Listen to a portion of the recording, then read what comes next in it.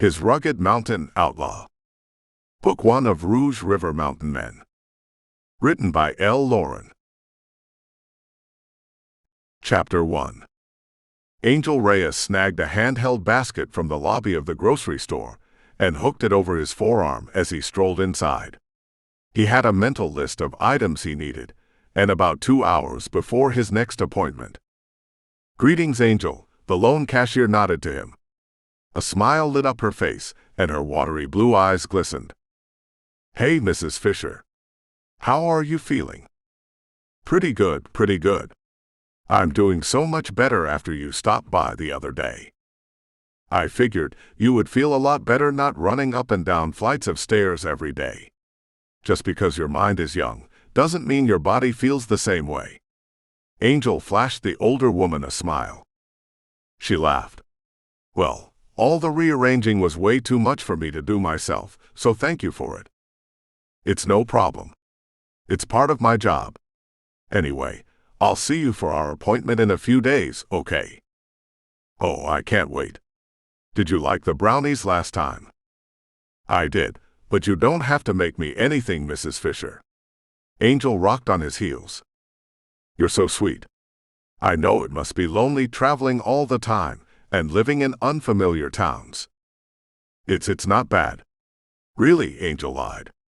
He loved his job, but it did get lonely sometimes, especially when the places were small and isolated like this one. There was no local gay scene or music scene, and the most weekend entertainment the little town had was a series of strange festivals. Last weekend, it was the knit-a-thon, and he now owned 6 pairs of hand-knitted socks for the coming winter. The townspeople were welcoming and inviting, but he hadn't made a single friend. Of course, to be fair, he had also worked 20 of the 30 days he had been in the little town. He was a traveling home health nurse practitioner, and his job had relocated him to the smallest town he had ever been in. 500 people lived in the little town, and he had met at least half of them already. Spouses and children made up the other half. He had secured a little apartment above Mr. Baker's hardware store, and most mornings he had breakfast at the diner 2 blocks down the street before he started his rounds. He made house calls, and really it wasn't too bad. His day started at 7 in the morning and ended around the same time at night, unless one of his clients canceled. Mrs. Fisher clucked her tongue. "A sweet young man like you shouldn't be alone all the time. You don't deserve it." "Well, thank you." He smiled again, but it didn't reach his eyes.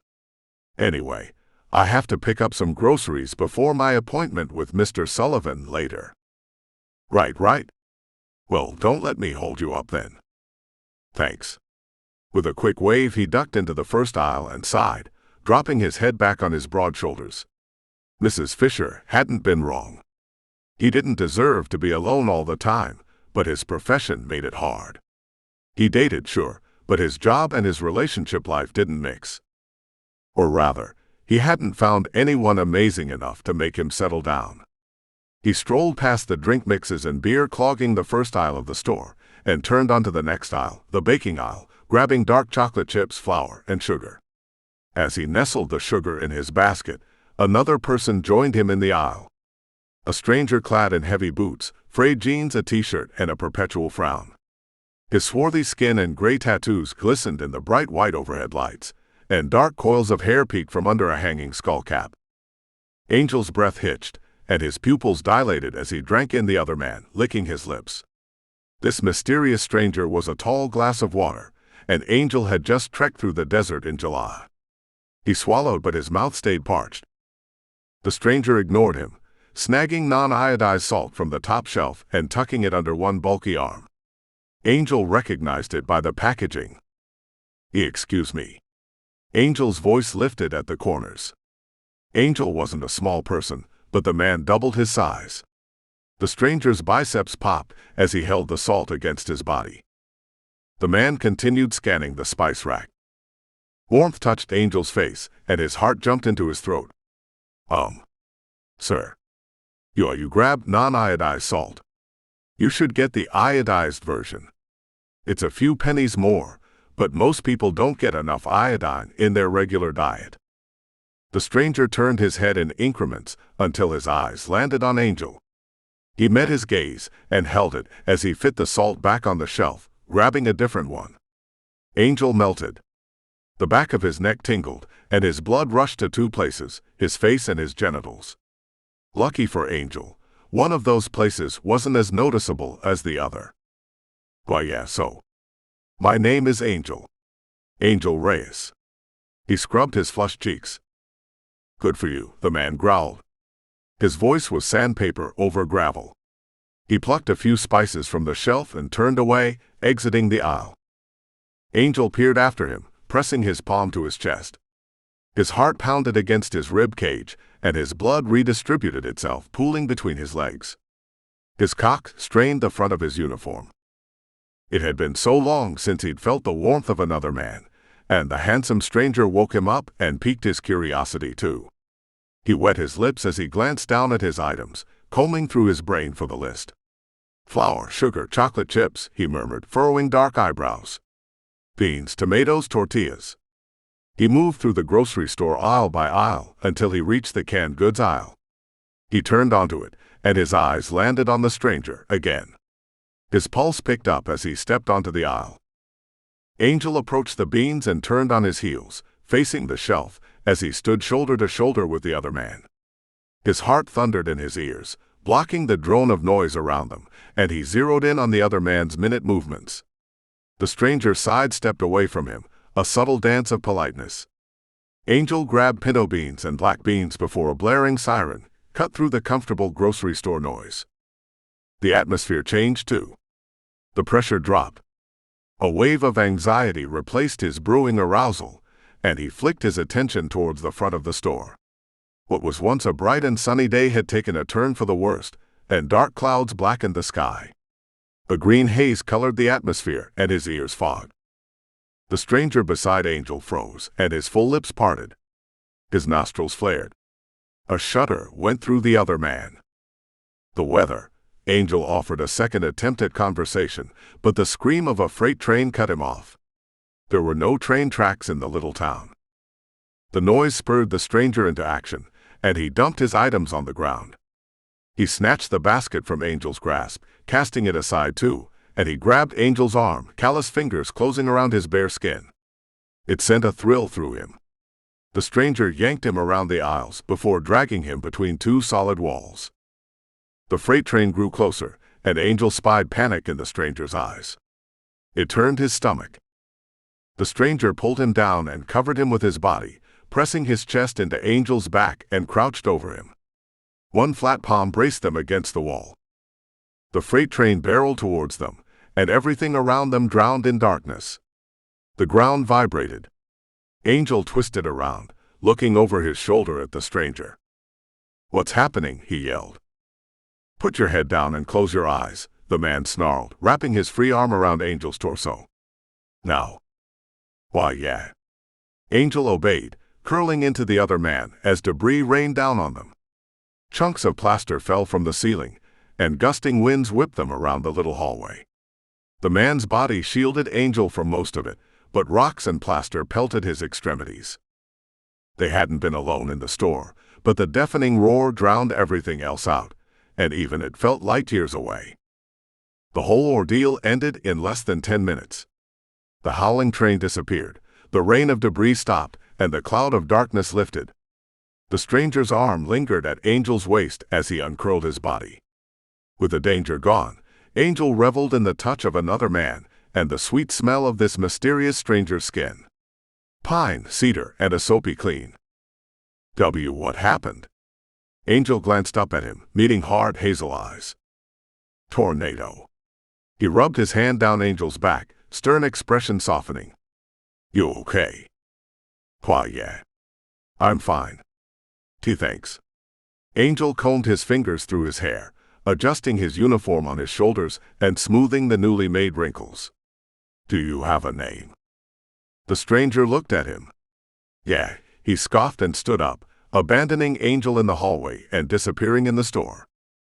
Angel pressed his palm flat against the wall as he took shaky steps out of the hallway. The grocery store had been ransacked. Sturdy aisles leaned against each other, and rows of food covered the ground. The overhead lights flickered. He returned to the aisle he had been on right before the natural disaster and picked up his basket, wandering to the front of the store. The damage increased as he reached the front of the building. The windows had blown out. Glass coated the floor, glittering in the sunlight. Birds chirped. Mrs. Fisher had returned to the register, unharmed but frowning. "Oh my goodness," the old woman exclaimed, snatching Angel into a hug. "I'm so glad you're safe." "Yeah, me too. I've never been in one of those things before. Most people don't live to tell it, and it was right on top of us too." "Yeah. Can I get this?" "Are you paying with cash?" "Our registers are down, but I can figure it for you." "Why, yeah. I'm paying with cash." "Cash is fine." Angel chewed his bottom lip as she grabbed a piece of paper and pencil, scribbling the price of each item. "Hey, can I ask you something?" "Sure. Anything." He bit his lip again, sucking it into his mouth before releasing it with a soft pop. "The guy. Does he live here?" "The dangerous-looking guy with the tattoos?" "Yeah. He saved my life, I think, but he left before I could really thank him. I was wondering, since you know everyone in town, if you knew his name or anything." She drummed her pencil on the counter. "Well, I don't know his name, but there are rumors." "Rumors?" "Yep, rumors. I heard he lives up on Rouge River Mountain." She hiked her thumb towards the window, pointing to a mountain range overlooking the town. It was a drive out of the town. At least 2 hours, maybe even 3. He remembered passing it as he drove in. "He lives all the way out there." "Why?" She shrugged. "Maybe you should ask him." Angel bit his bottom lip. "When I go thank him for saving my life, I guess I will." Shaking her head, she resumed manually tallying his items, adding sales tax before announcing the total. It sounded pretty damn close, so Angel handed her exact change and tucked his groceries in a bag. "No one's going to stop me with this, will they?" "Stop you?" "Oh. I mean, like ask me for a receipt or something." "No. Sweetie, there was a tornado that just blew through. I'll leave a note here for the owner. I'm sure he'll understand." She winked. "The owner is your cousin?" "Exactly. I'm sure he'll understand." This time she laughed. "Right." Angel smiled. "Thanks." He slid the bags of groceries on his shoulder and moved out of the grocery store. Chapter 2. Angel had 5 more days of work before he had his next 10-day break, and they dragged by. Thankfully, the tornado hadn't touched down and destroyed the town. Debris cleanup didn't interfere with life getting back to normal. His clients hadn't gotten worse, but his mind had checked out of the job in favor of remembering the stranger's hands on his body. For once in his life, he had felt taken care of, protected, and he loved it. He also craved more of it. He returned to his apartment on the last day of his current stretch and collapsed into the couch, rubbing his hands over his face and groaning. He kicked off his gel-soled shoes and dug his cell phone out of his pocket. 3 missed calls flashed on the screen. One was from his mother, the second from his father, and the third from his best friend. She sent a follow-up text message, begging for updates on his new town and his new situation. He pressed her number and put his cell phone to his ear as it rang. "Angel. Good Lord, boy, it's been almost a month. Sorry, Kim. I've been really busy." A smile instantly brightened his face. "I promise to do better next time." "Ooh, you better or I'm coming for you. Anyway, how are you? How's the new town?" "I'm fine. The town is boring and very small. Even bad weather couldn't make it any more interesting. I can't imagine this place has more than 500 people in it, and I also don't think any of them are gay. So you can't find a steady hookup for your time there." "Exactly." "A pity." She clucked her tongue. "Yeah, so. Guess what?" "What?" I was in my very first and hopefully last tornado. What? Seriously? Was it scary? Yeah, he drawled. Honestly. Terrifying. They're nothing like they show in the movies. First, everything gets quiet and dark. Then it sounds like a freight train is barreling towards you, but it smells good. Like fresh-cut grass and rain mixed together. Okay, his best friend chuckled. Good is relative. Fresh-cut grass smells gross. But rain. Rain smells good, right? I guess. How does city slicker like yourself survive a tornado? Well, see, I said there weren't any hot and possibly gay guys in the town, but... But what? But if you hang on, I'll tell you. Well, hurry up. You're stalling. I'm not. I'm saying, this guy saved my life. He grabbed me, and we went in a hallway, and then he covered me with his body. With his body. Angel sensed the shock in her voice. Yeah. With his sexy, thick, muscled body. MNF. Ah. Okay, so how do we find this mysterious lifesaver? And here's my problem. Apparently, he lives in the mountains. He lives in the mountains. Yeah, there's a range about 3 hours from here. I heard from one of the townspeople he lives up there. Why? I don't know. I didn't ask him. Okay. You're off tomorrow, right? Go find your mystery guy. You literally have nothing better to do. I was going to read this love story by my favorite author. Sure. I'm sure it can wait. Also, all I know is he lives in the mountains. I don't know where, or how many other people live there, or anything. Am I supposed to go door to door looking for this guy? Kim hummed, oh, I don't know, maybe. Is it worth it? I have no idea if it's worth it or not. Then YOLO. Live your best life. Right. Okay. Angel paused before changing the subject. How's your life going? Fine. I'm considering going back to school. Being a nurse is okay, but it's not my passion, not like it is yours. What are you going back to school for? Journalism, I think. Okay. That's a big change. Buoyed by his friend's voice, Angel eased off the couch and strolled into the kitchen, preparing leftovers for dinner as their conversation continued. Yeah. I'm trying to live my best life, you know, she quipped. The same thing you should be working towards, but no, you're too busy reading silly romance novels after working your ass off every week. Okay, I get it. You want me to try to find the mysterious stranger and make him those vegan brownies. Those will make a good impression. Angel exhaled in a hollow laugh. I'll think about it. I'm not really sticking to strict veganism right now, though. I'm kind of, mostly vegan, I guess. It's hard to find the time for cooking, and there are definitely no vegan places to eat around here. Understood. Oh, last thing before I let you go, I had a date. Finally. You're complaining about me, and you haven't dated since college. Not true. I've dated a few times since then, but it was miserable.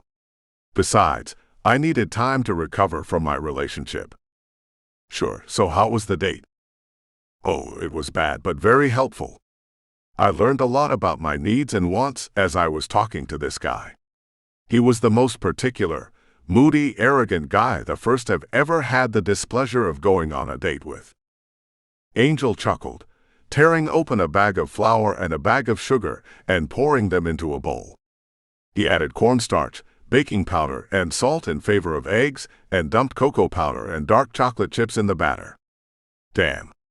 Did someone set you up? No, see, I was on a dating app and everything started out good. We chatted. We agree on politics.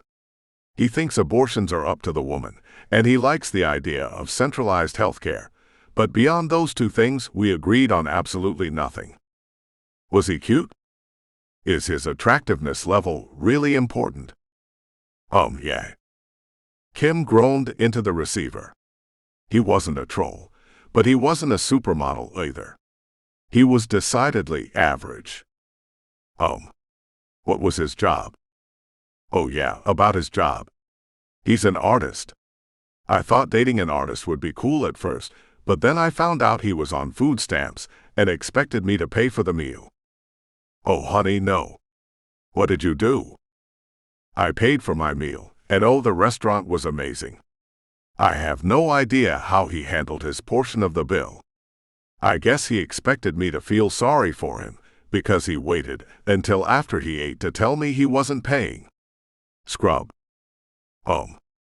Angel whipped the batter, tasted it, and then set it aside as he lined a baking pan with margarine and flour. He dumped the batter in the pan and coated a spoon with the remaining batter, licking it off. Okay, here's the thing. There are at least 10 reasons why even going to find this mountain guy is pointless. Oh, we're talking about Mountain Man again. Briefly. Number 1. I'm not staying here forever, so our relationship, if there is one, is automatically time-stamped. Number 2 through 5. I don't know him. Number 6. I haven't been in a relationship in a while. I mean, sure, I've had hookups, but hookups and long-term friends with benefits aren't relationships. Okay, what's 7 through 10? I don't know him, and I'm not planning to stay in this tiny-ass town forever. You want me to tell you not to go find him? I mean, here's the deal. I know you're making those brownies. I heard you sucking the spoon clean. So, unless you're going to sit at home and polish off an entire pan of brownies by yourself, take him half and thank him for saving your life. You know, I kind of hate you. You're welcome. I love you too. So, call me in a few days with updates, and as a trade-off, I'll look up this journalism thing. We'll both have receipts for bettering our lives. Perfect. Now, if you'll excuse me, I really do want to start reading my book. Okay. Kisses. I miss you. Miss you too. He ended the call and buzzed around his little apartment, sending text messages to his family members as he willed the brownies done. Their warm, comforting perfume filled the whole apartment, and when they were finished, Angel yanked them from the oven and placed them on the counter. He flaked off the crusted corners as the rest of the pan cooled, then he sliced them into squares and removed them from the pan. During his cleanup process, he devoured 3 little brownie squares, and he ate 2 more squares as he sat on the couch with his book spread over his lap. He fell asleep an hour later with his finger holding his place and all the lights in the apartment still on, and he woke the next morning when the bright sunlight beamed into his place, warming his tanned skin. He dragged himself around the next morning, showering, dressing, and snagging another brownie for breakfast before he piled into his vehicle for the 3-hour drive towards the mountain range, cursing his best friend along the way. He had rationalized 2 things. There had to be a road leading to the mysterious man's house, and the man probably liked brownies. He was a pretty big guy, after all. He occupied his drive by listening to music and informational radio shows, and by the time he reached the mountains, he knew more than he had ever wanted to know about personal finance, and he had almost memorized the lyrics to the top 10 pop songs. He slowed as he turned off the main highway onto a 2-lane street and crept along, winding up the mountain until the road grew branches, splitting off to smaller unpaved paths. He slowed each time and craned his neck, peering out his windows and scrunching his forehead, hoping for the faintest of clues as to which path led him to the mountain man's house. The truth was, 3 paths led him to dead ends, and the 4th led him to a secluded log cabin with an old truck parked on the grass. Well, at least it's something. Angel muttered, biting his bottom lip as he grabbed his container of brownies and climbed out of the vehicle. He stepped up to the front door and sucked in his breath before knocking. No answer. Angel frowned, eyes darting around the area. He rested the brownies on the porch and peered into a window to the left of the door, cupping his hands around his eyes. The interior of the place was dim and bare, decorated by someone who needed very little in the way of comfort items. He heard faint movement, so he knocked again. "Hello," he called, cheeks warming. There was movement again, but no move towards the door. He checked the window to the right of the door and gasped. It was the right house. His stomach knotted, and his heart galloped, but his elated feelings were brief. The mysterious stranger was lying prostrate across the floor. Oh no. He knocked on the door a third time, before he dug his wallet out of his pocket and fished a credit card from the fold.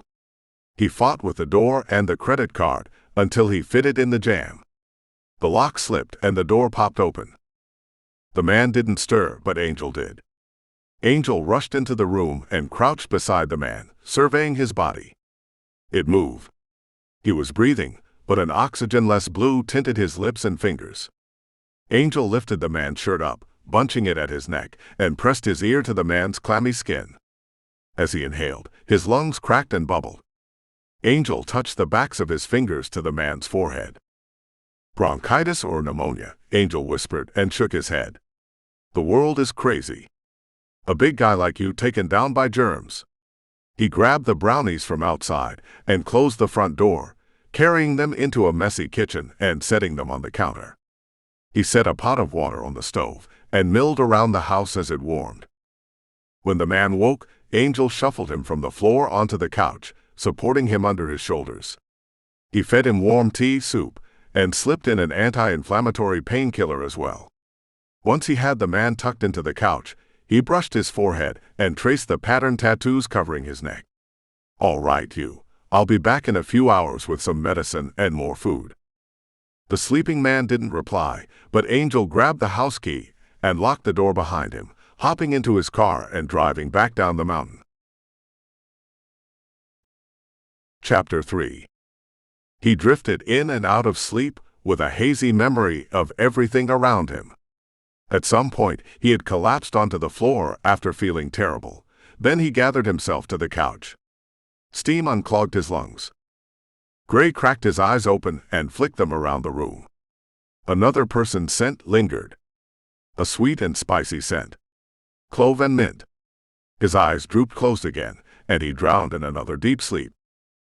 Hours later, he woke with a start. His eyes flew open, and he sucked in a quick breath, surging upright. He grabbed at the air, fist clenching around another person's arm, but the fog of sleep distorted his reality. No, he snarled, cursing his dream as it evaporated. Cloves and mint filled his nose, replacing his olfactory memory of smoke and gunpowder. I'm trying to cool you down. You're burning up. He recognized the voice. He hadn't forgotten it. The iodized salt sat unopened in his cabinets, collecting dust, and each time he looked at it, he replayed the conversation. The stranger was new in town, because no one else in town talked to Gray. Why are you here? Gray hissed through clenched teeth. Well, I came by the other day to thank you for saving my life, and I found you on the floor. Why are you here? His eyes fixed on the other man, drinking in his tanned skin and fine auburn curls. His light brown eyes absorbed all the light in the room and glistened with an easy comfort. I already said why I'm here. The other man squeezed excess water out of a towel and pressed it into Gray's thick neck. You have bronchitis. It could turn to pneumonia if we're not careful, so I have medicine for both. If you'd let me swab your mouth, I could transfer it to the lab, and Weebit could know for sure. Gray rumbled, growl ramping up. No. I want you out of my house. Yeah, no. Unless you want to die. You're really weak, and you need to recover. You've been asleep for 2 days. I'm glad you're awake and sort of coherent, but I'm not leaving until you're at least 80% better. He stared. Don't look at me like that. I'm staying until you're better, so stop fussing about it. He continued blotting the towel on Gray's skin. So, like I was saying. Thanks for saving my life the other day. I've never been in a tornado. He leaned forward, dragging the towel over Gray's shoulders. My name is Angel. I never told you my name. He re-wet the towel, wringing it with deceptively strong hands. The cashier said it. Oh, Mrs. Fisher. She's one of my clients. I'm a home care nurse. Are you going to tell me your name now, or are you going to keep it a mystery forever? He wrinkled his nose. My name's Gray. Do they give mountain men last names? Davis. He brushed Angel away from him and swung his legs off the side of the couch, pushing himself to his feet. Blood rushed through his body, traveling from his head to his legs. He gripped the arm of the couch as his vision went black. I said you were weak. You're stubborn too, I see. Angel's teasing voice touched his ears, and he fell back into the couch. Fine. Fine what? Fix this. I can't wave a magic wand and fix it. Bronchitis, near as I can tell.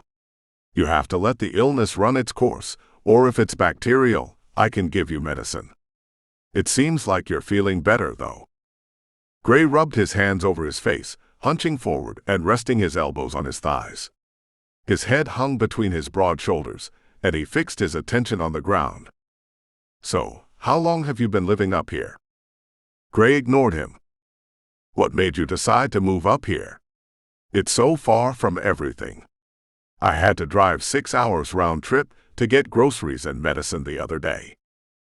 He creased his lips, quirking the corners up in an annoyed smirk as Angel continued talking, asking him questions he had no intention of answering. Well, if you don't want to talk, it's fine. I brought my book with me, so I'm going to warm up some soup for you and refill the humidifier for your lungs. It helps. I promise.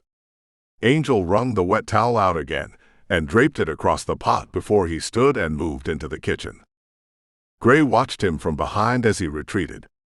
His shirt bunched right over the start of his ass, showing off 2 round globes hidden by cotton sweatpants.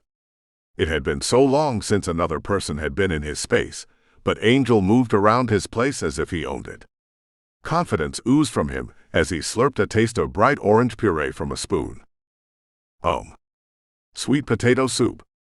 Angel poured the contents of the pot into a high-sided bowl. It's full of vitamins and nutrients. Where's the meat? Oh yeah. There's no meat, but I did buy cheese. Angel handed him the bowl and a spoon. Why is there no meat? Because I'm mostly a vegan. I'll eat eggs and honey sometimes, but I won't eat animal flesh. It's complicated. Anyway, here, eat this. It's good for you. After a skeptical look, Gray tasted the soup, rumbling as the savory sweet puree passed over his tongue and down his throat. The heat and spices warmed him inside out. Angel bit his bottom lip, lifting his chin and peering into the bowl. How's it taste? I'm always nervous when new people eat vegan food. Some people hate it. It's fine. I still have the brownies too, if you want to taste them. Gray finished the soup and placed the bowl on the coffee table, letting the contents pool in his stomach. He was instantly energized by the warm food and rich spices, so he pushed himself to his feet again.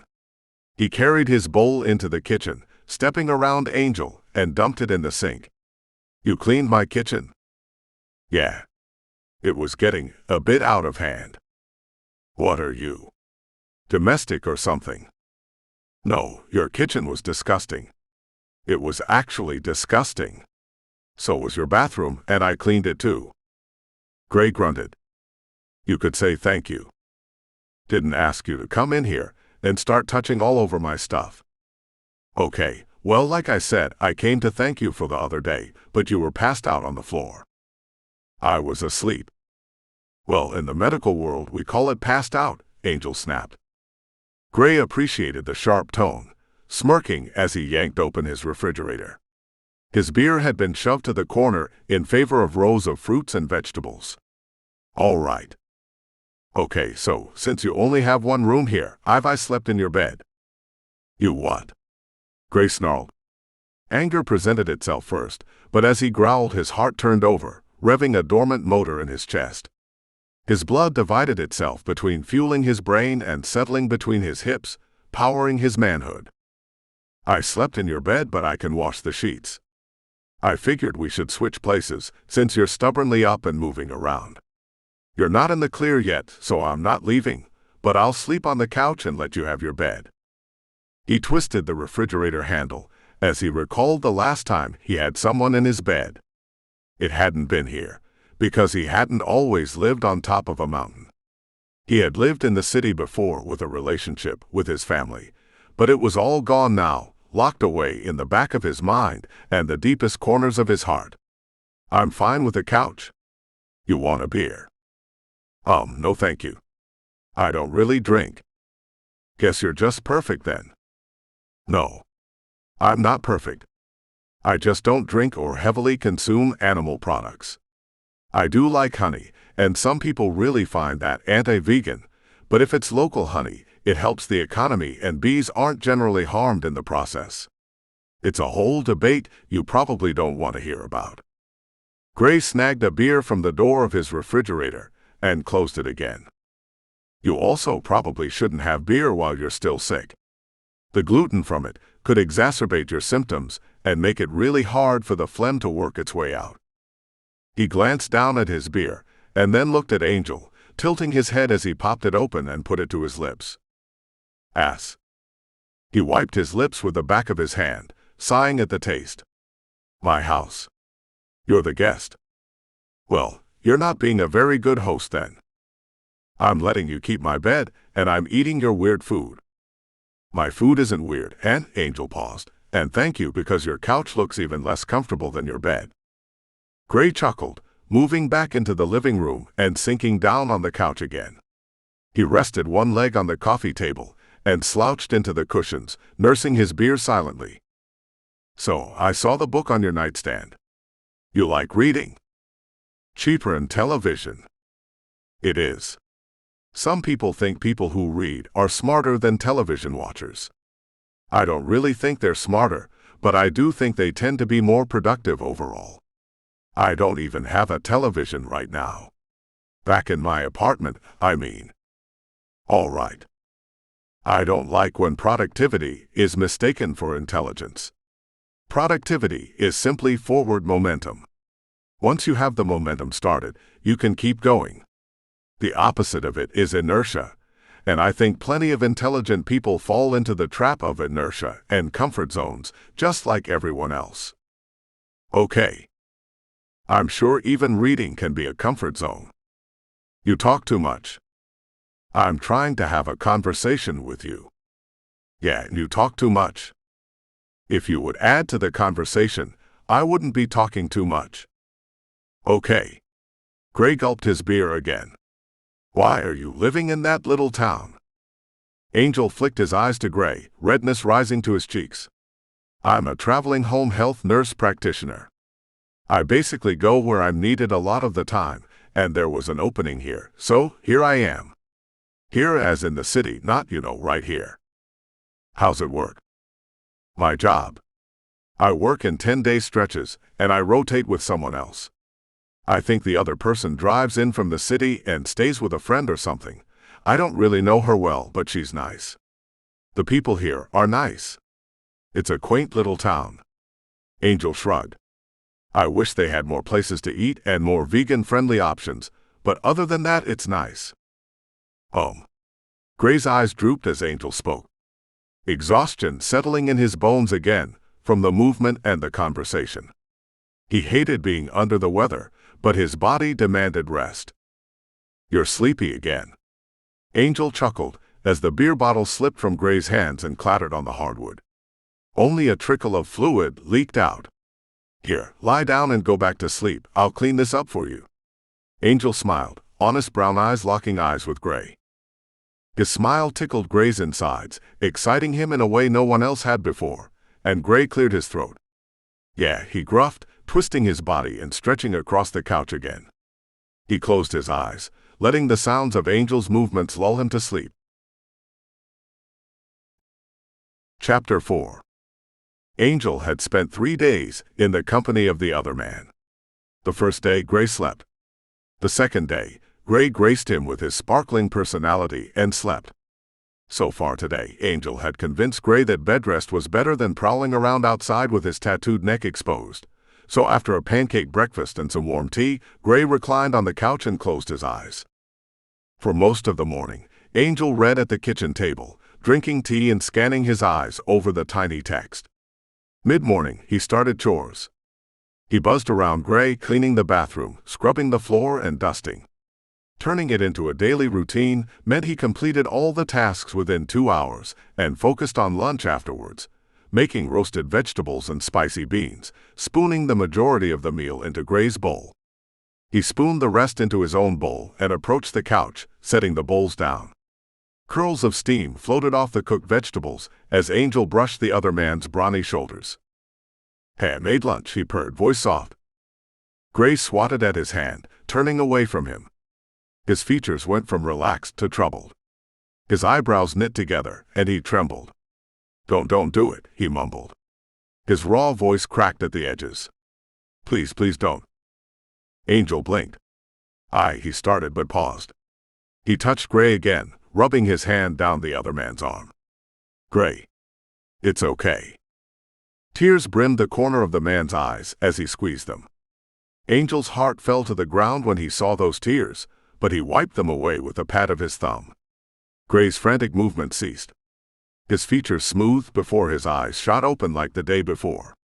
His hazel eyes were wild, sharp, and keen like an apex predator, but he was blind to his location. Gray had drowned in his memories. "No," he screamed, eyes widening, pupils dilating and darting back and forth. As his memory faded, confusion settled into the creases of his features. And then anger.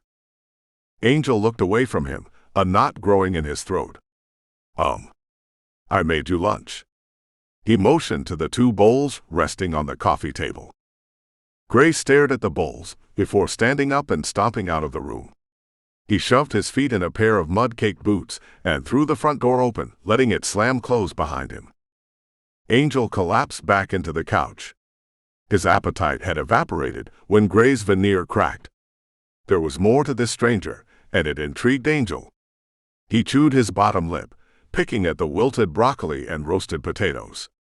After forcing down half of his meal, he followed Gray outside, poking his head out the front door before the rest of his body. Brown eyes scanned the porch for Gray, and he shivered when they found him. Gray looked over his shoulder at Angel, and the bright midday sun bathed his form, kissing his dark skin. Beads of sweat glittered on his shoulders. Angel inhaled a shallow breath. "Hi," he whispered. "What do you want?" "You should come back inside, eat and take some medicine." Gray wrinkled thick eyebrows and turned back around, staring into the wilderness. "Not hungry." "Me neither, but eating isn't about hunger, it's about nutrients. Plus, the faster you get better, the faster I go away. You don't want me around forever, do you?" Angel chuckled, forcing a smile on his face. "If you're going to talk all the time, at least talk about something with substance." Well, okay." Angel blinked. "Come inside and eat, so you can take your medicine." Gray grunted. It wasn't a question. He rolled his shoulders, tension skating off him in sheets. "Fine." With a quick glance around, he walked back to the door, stopping in front of Angel. Okay." Angel shuffled out of the way, allowing Gray entrance into his house. "Yeah." The man took the prescribed pills and ate a few bites of food. "Good. So, also, I need to take your temperature. I had been guessing, but I'd rather get an accurate read with a thermometer."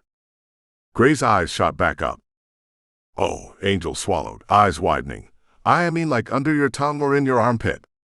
Unless you want me to be extra thorough." Gray shook his head.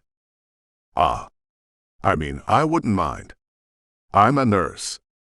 I've seen it all." He shook his head again, a half chuckle exhaling from him as he nibbled a few bites of potatoes. Angel smiled, glancing down before around the room. He liked the sound of Gray's laugh. No, he loved it. "When's the last time you had a physical? I could do one real quick. It's non-invasive, unless you don't like your finger pricked." "I haven't." "You haven't? Since when?" Gray shrugged. "Okay, well, hang tight. I have the supplies in my car." Angel dipped out of the cabin, grabbing a duffel bag full of different medical equipment out of his trunk and throwing it over his shoulder before entering the house again. He rested the bag on the floor and crouched in front of Gray. "What all tests?" "Well, I need to check your lungs again to see if the medicine is working. I also can check your blood pressure, your pulse, and your insulin levels. If you lie down for me, I can make sure all your organs feel normal too. Angel bit his lip. And at least a testicular exam and a hernia exam. My balls are fine. Okay, Angel rolled his eyes. It's part of a physical exam. I figured you'd get all weird. I've seen plenty of penises. Yours isn't special if it makes you feel better. It doesn't. Okay, then stop being childish. If you're never going to go to the doctor, and you haven't gone in a long time, just let me give you a thorough physical exam. At least you'll know the state of your health. You want me to get naked? Angel pinched the bridge of his nose. You're frustrating. He rolled the sleeve of Gray's shirt up and slid a blood pressure cuff over his arm, velcroing it closed and starting the machine. It groaned. Okay, relax and let the machine do its job. People ever get awkward with a guy looking at their junk? Angel rolled his eyes. Sometimes. But usually they ask me that exact same question. The answer is, everyone is weird about someone else touching and examining their genitals. People aren't okay with nudity, which is a shame because bodies are beautiful. Really? Really what? Most people are ashamed of their bodies. It's the accepted norm. It's better to trash talk your body than have confidence in your appearance and not always strive to look a certain way. Angel frowned. It's ridiculous. What about you? What about me? How do you feel about your body? Gray winced as the cuff tightened, but then relaxed again. I like my body. I eat healthy, and I am active when I can be. My body fuels me, and I fuel it. It's a nice body.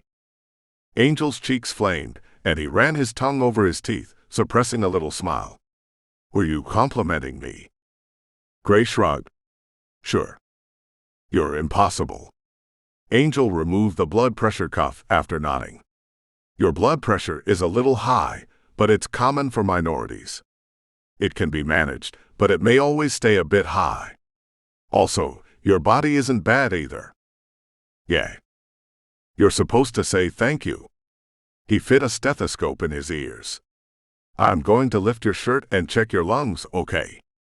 Angel's hand slid down Gray's back and under the hem of his shirt, sliding it up. His fingers traced over solid muscles as he bunched the shirt at Gray's neck.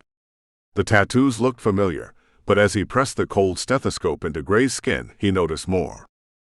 The tattoos weren't decorations, they were armor covering jagged circular wounds and long keloided cuts. Angel cleared his throat, thumb brushing over a scar behind the other man's heart. Gray shuddered. Angel yanked his hand away, bracing it on his shoulder instead. See, can you take a deep breath for me? Sure. He inhaled and exhaled. Angel moved the stethoscope across his back, traveling over a landscape of healed wounds. Again. He inhaled and exhaled a second time. Why, your lungs sound better, Angel whispered, tugging Gray's shirt back down. Clearer. Definitely bronchitis. The burly man glimpsed over his shoulder, clenching his jaws before grunting. Yeah. Here's a life tip. Don't join a gang. He added a half-hearted chuckle at the end, and Angel's heart crumbled. All right. You did. Gray tugged his lips into a smirk. What's the next part of your exam? Lie down so I can check your organs. Gray stretched out along the couch, folding his arms behind his head and revealing a sliver of brown skin, sharp-cut lines, and the start of curly pubic hairs. Angel's face warmed again, despite his attempts at professionalism. You're cute when you blush, Gray rumbled. Why, yeah, thanks. Angel frowned, folding Gray's shirt up again. He pressed his fingers into Gray's belly. You have to relax your muscles for this. Sure. He tensed, displaying sharp abdominal muscles before he relaxed again. Angel chewed his bottom lip as he massaged Gray's stomach. He had done this for thousands of people, but Gray made it sensual. The way Gray's hazel eyes fixed on his face and the way Gray sprawled out across the couch excited Angel. His mouth watered as Gray's natural scent touched his nose, and his tongue rolled around in his mouth, hungry for the taste of Gray's skin. When he completed that portion of the exam, he tugged Gray's shirt back down and pet over his chest, smoothing the wrinkles from the fabric. His hands fell away when they reached the edge of Gray's lounge pants, and he petted his own thighs instead, closing his legs around his hardening cock. Your organs seem fine. Good. So, I'm thinking I should finish the rest of the exam later. Gray smirked, glancing at Angel's crotch before back at his face. Why? Haven't you seen this all before? I have, but you need your rest and you still haven't eaten. He motioned to the bowl of vegetables on the coffee table. Still grinning, Gray sat upright again and grabbed the bowl of vegetables, taking a few languid bites. If you'll excuse me, since you're feeling better, I'm going to, shower. Angel eased away from the couch, bumping into the side of it and the coffee table in the process. Okay. Gray eyed him again, licking his lips. Enjoy yourself. Sure. Thanks. Angel stumbled out of the living room, escaping to the shallow hallway before entering the bathroom. He closed the door behind him and leaned against it, sighing. A pile of Gray's sick, sweaty clothes lay in the corner of the bathroom, filling the room with the other man's aura. Angel clenched his jaws as he stepped out of his pants and pulled his shirt over his head. He deposited his clothes next to Gray's and turned on the shower, stepping into steaming water. He stood under the water until it ran cold, and then he stepped out of the bathtub, cracking the door and releasing the steamy air. Then he toweled himself off and tiptoed down the hall, disappearing into Gray's bedroom.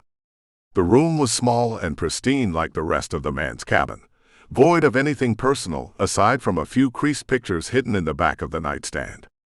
Angel confiscated a pair of Gray's shorts and one of his shirts before stretching across the bed and closing his eyes for an afternoon nap. Chapter 5. Gray hated being sick, but he didn't mind Angel looking after him. Angel was cute, sexy, and a surprisingly good cook, despite the whole no-meat thing. It had been 4 days since Angel moved himself into Gray's log cabin and insisted on taking care of him until he was better. 4 days of a bossy, straightforward Hispanic man sleeping in his bed and occupying his kitchen. 4 days of Angel leaving his intoxicating scent on everything he touched. The bronchitis was so much better, but something else replaced it, and he found himself excited for their short conversations and witty banter. He reveled in Angel's flushed cheeks and stammered words, and thoughts of the sweet man filled his brain as he woke up on the 4th morning.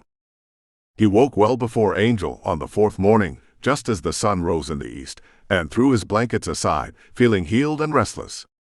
After a quick shower, he slipped into his bedroom, passing Angel sprawled over his bed and dressing in a pair of work jeans and an old shirt. Gray paused at the side of the bed, peering down at the sleeping man. He fished a dime store romance novel from under Angel's heavy hands, dog-eared the page, and rested it on the bedside table. Then he tucked the blankets around the other man, folding the corners. I bet you'll wake up as soon as I get outside, he rumbled, voice soothing as he touched Angel's slack cheeks. He touched the pad of his thumb to the other man's plump pink lips. They were velvet soft under his rough fingers, and they inspired a hunger Gray never thought he would feel. He wanted Angel, every part of him. His thumb lingered on Angel's chin, soaking up the contact before he reluctantly pulled away, smoothing his shirt over his torso and leaving the room. He closed the door behind him with a soft click and moved down the hall, shoving his feet into his work boots and grabbing his axe off the porch. Gray turned a cord of wood into pieces in 4 hours, working as the world woke up around him. Birds chirped and crickets chimed as he worked. When he finished the cord, he wiped sweat from his forehead. His whole body ached, but he needed an outlet for his pent-up energy. Gray got another half a cord split before his body begged him for a break. His muscles shuddered under a layer of sweat, and the sun had already blessed him with a fresh, new set of tan lines. He stomped back into the house, resting the axe on the side of the cabin and mopping the sweat from his body with his stretched shirt. I guess you really feel better, don't you? Angel called from the kitchen. The smell of a sweet vegan lunch greeted him after Angel's words. Yeah, Gray grunted. Need another shower now. Oh, good. You go shower, and by the time you come out, our early lunch will be ready. Didn't say I was taking one. Said I needed one, Gray teased. You're not going to shower. Gray moved into the kitchen, opening the refrigerator and staring at the contents. Without removing anything, he closed the door again and crossed his arms over his chest, leaning against the cool surface and fixing his gaze on Angel. The man looked good wearing his clothes, cooking in his kitchen. Feathery curls framed his tanned skin, dragging the youth from his tired features. In a bit. How'd you sleep? I slept okay. You're still not in the clear with this, so it was a restless sleep. Worrying about me kept you awake. Angel poked at the vegan pancakes, sizzling in a skillet. Yes. I worry about all of my patients. I'm not one of your patients. Yes, you are. You became a patient when I found you on the floor a few days ago, and you'll be my patient until I'm convinced you're better. Right now, I'm not convinced. You still need rest. Sure. Gray moved around Angel, peering over his shoulder and stealing sweet berries from the whipped pancake topping, fishing them out of the fluffy fake whipped cream. Thanks. For doing this. It's fine. I owed you anyway. He flipped a pancake, sliding it out of the pan before dropping another in. Why'd you do it? Why'd you save me the other day? Because you needed it, he rumbled. It was half of a lie. The first part was true. The other half was more complicated. Gray didn't believe in love at first sight. He didn't let himself believe in those types of things, but he had felt something the first time he laid eyes on Angel, and the first time he gathered his scent. Angel cared, honestly and freely. His heart had been open from their very first encounter, and Gray had shut down. He still cursed himself over their first interaction. The myriad of other replies haunted him, and his choice plagued him.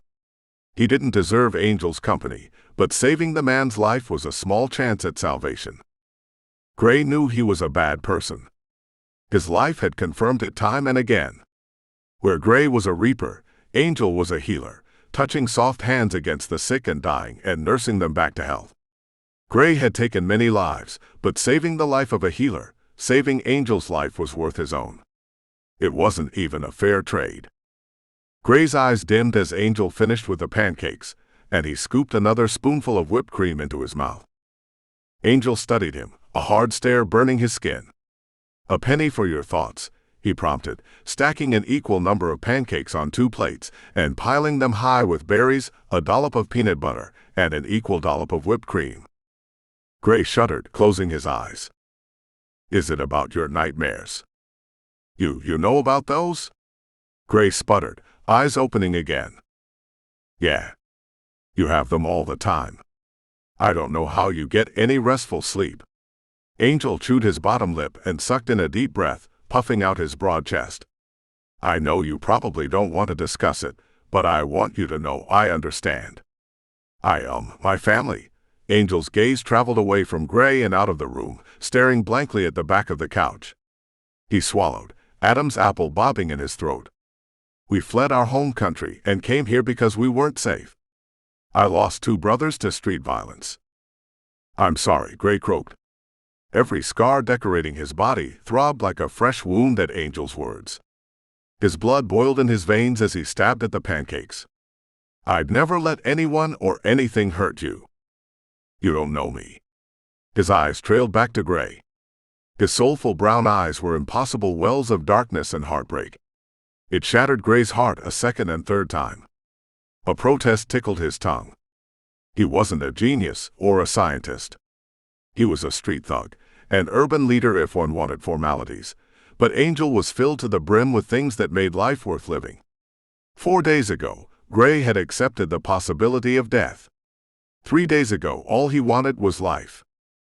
Don't I? What if I was the reason they died? Were you? Tears welled in Angel's eyes, and he pinched his hands over them. His confident composure crumbled. Why, yes. His lips distorted, and splashes of redness blotched his skin, painting his nose and lips.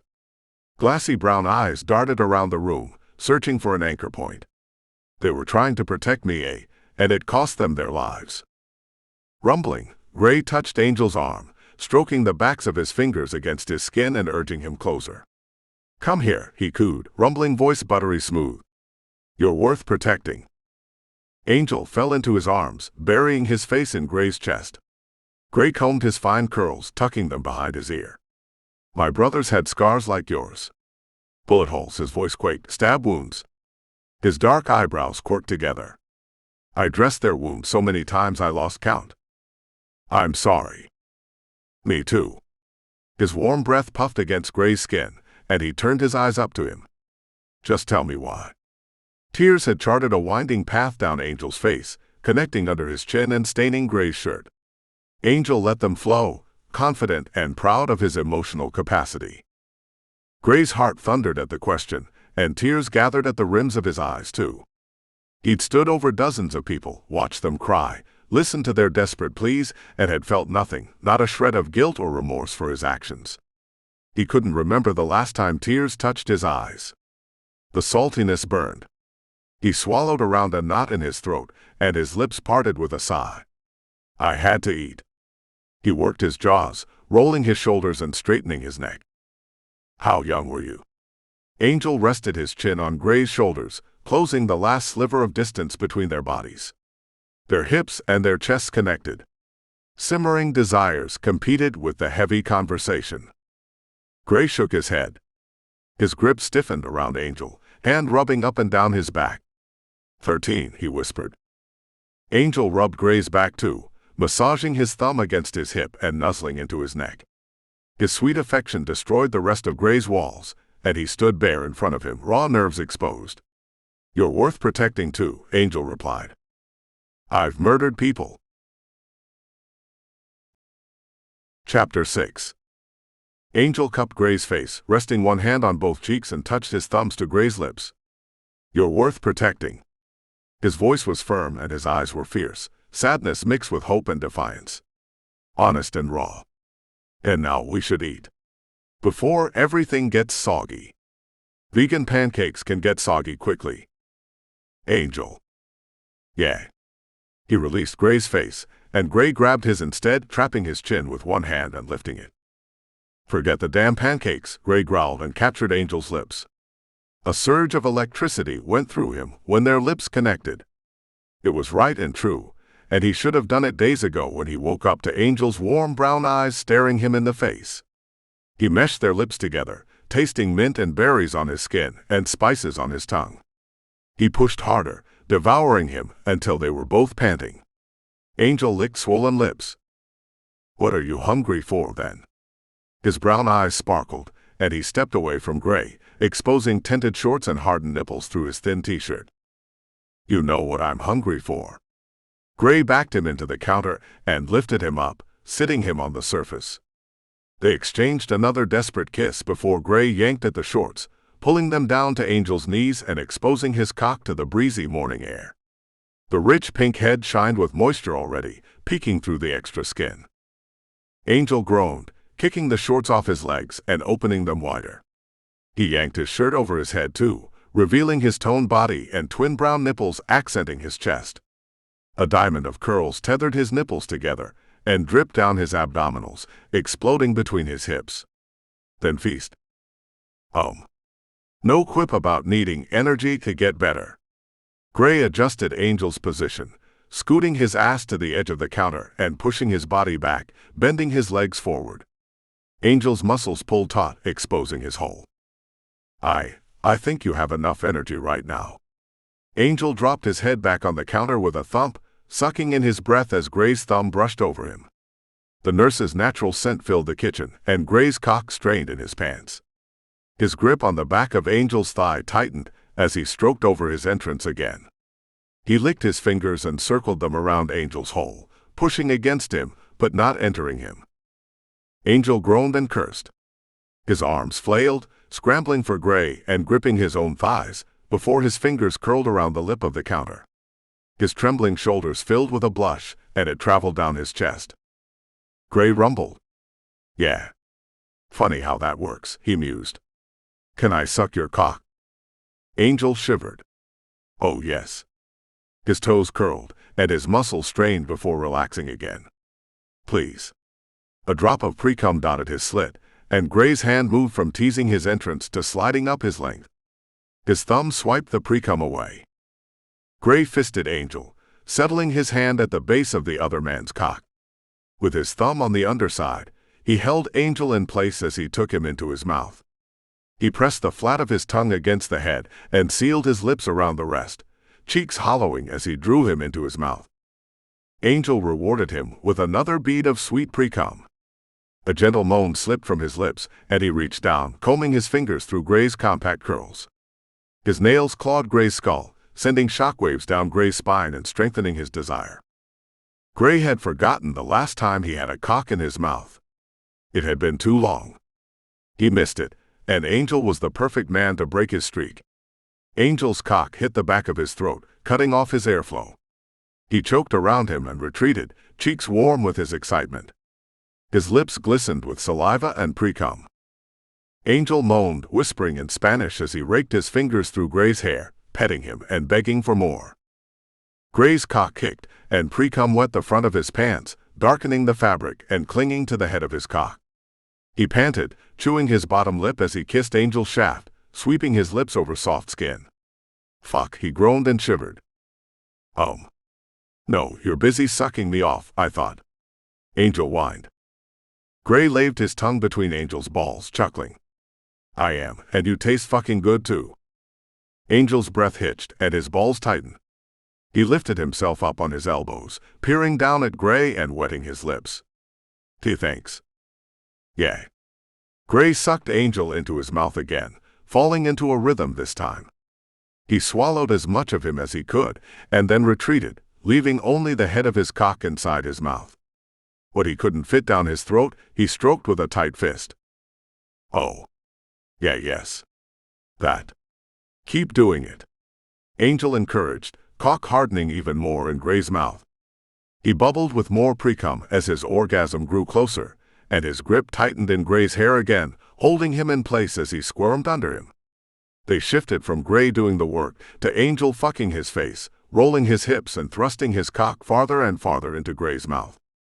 He bumped the back of Gray's throat, and Gray moaned around him, trembling down to his toes. He pulled his head back, but Angel's grip on his hair stopped him from going too far. Another moan. His eyes fluttered closed as he let the other man take what he wanted. Angel's surprising strength and peak of dominance drove him wild, and he loved the way Angel fucked his face. He loved the feeling of Angel's cock moving in his mouth, stretching his throat a little more each time. Close, Angel grunted, legs closing around Gray's head before he wrenched them open again. He writhed and bucked and took Gray's mouth for himself, until that orgasm worked its way out. Then he snapped his hips forward, shoving all the way into Gray, forcing himself down Gray's throat as his cock exploded with his orgasm.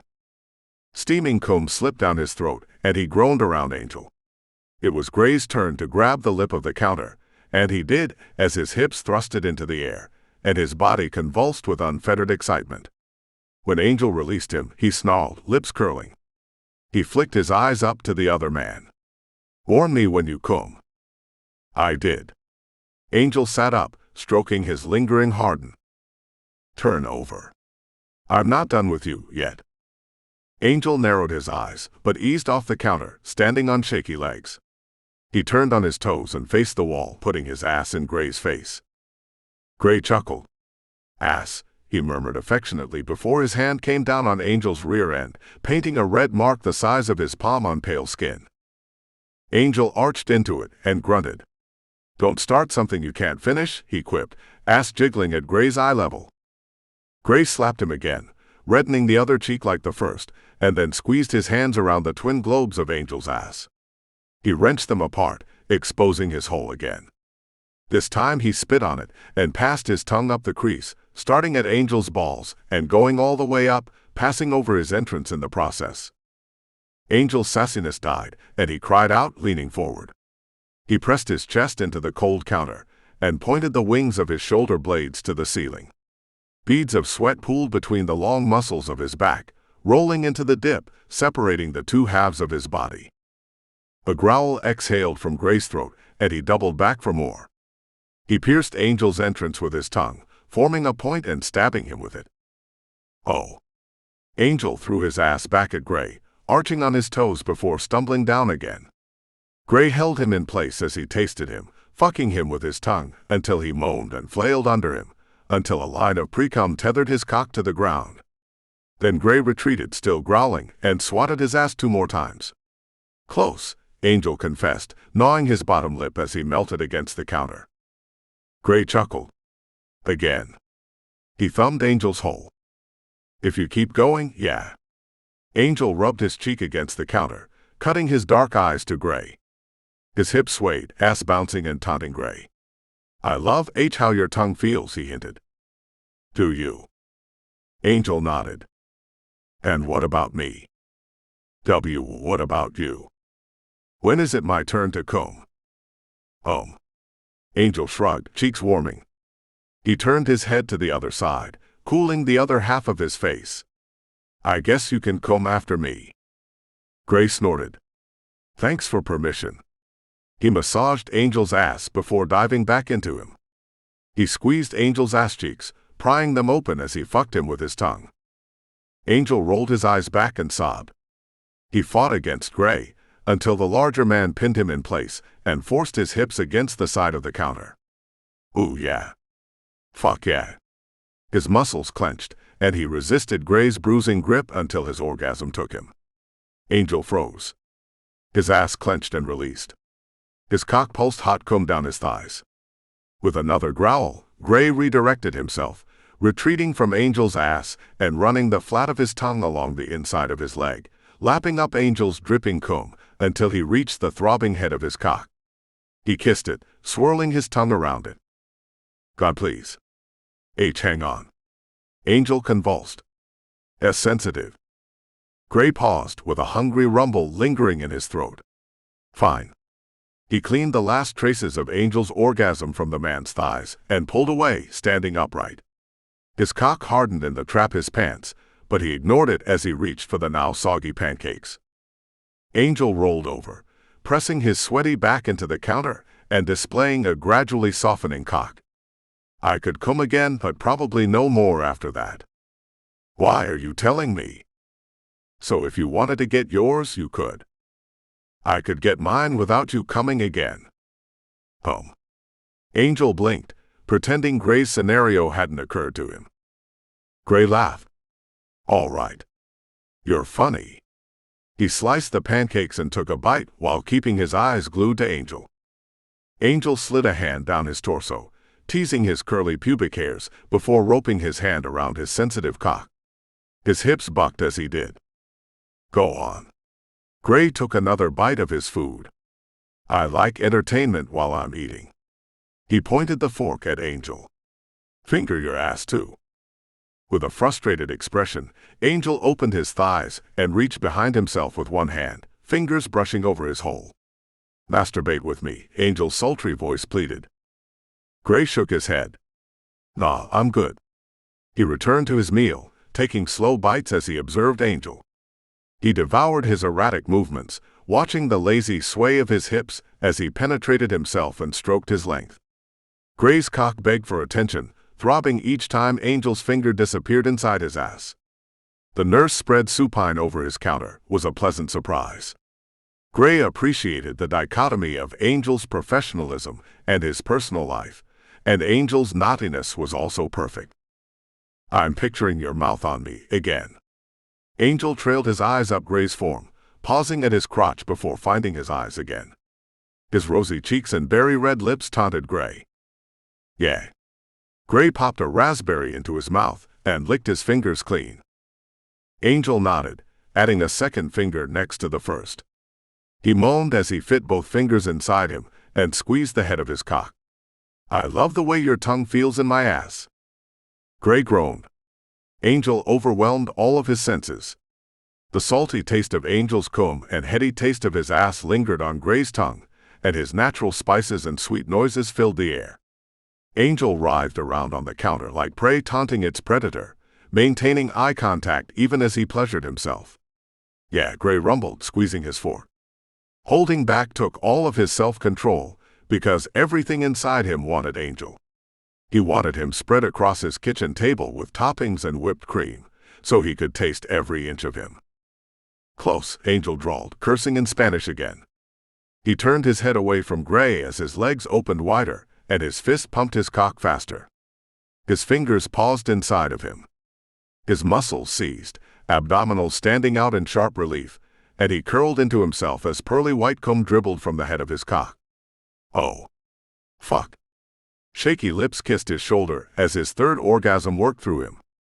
The nurse's eyebrows furrowed, and he exhaled in panting sighs until his muscles relaxed and he melted into the counter. "You good now?" Gray grunted. "MNF." Angel pulled his hand away from his cock, resting it on his hip. His fingers stayed inside him for a few more minutes before he slid them out, moaning and blushing at the same time. Gray had forgotten his pancakes in favor of bouncing his knee. He slid his hands down his thighs before approaching Angel. A heavy hand rested on the other man's trembling legs, rubbing the insides of them as he bent over Angel, kissing his stomach. He licked up every drop of cum from his shuddering abdominals. "Good." Angel whimpered. What about you?" "I'll get mine." Gray kissed the groove between Angel's hip and his thigh, and Angel's cock stirred. Angel covered his face with his forearm, hiding rapidly darkening cheeks. "Oh, okay." "Hungry." "Thirsty," Angel corrected, sitting up.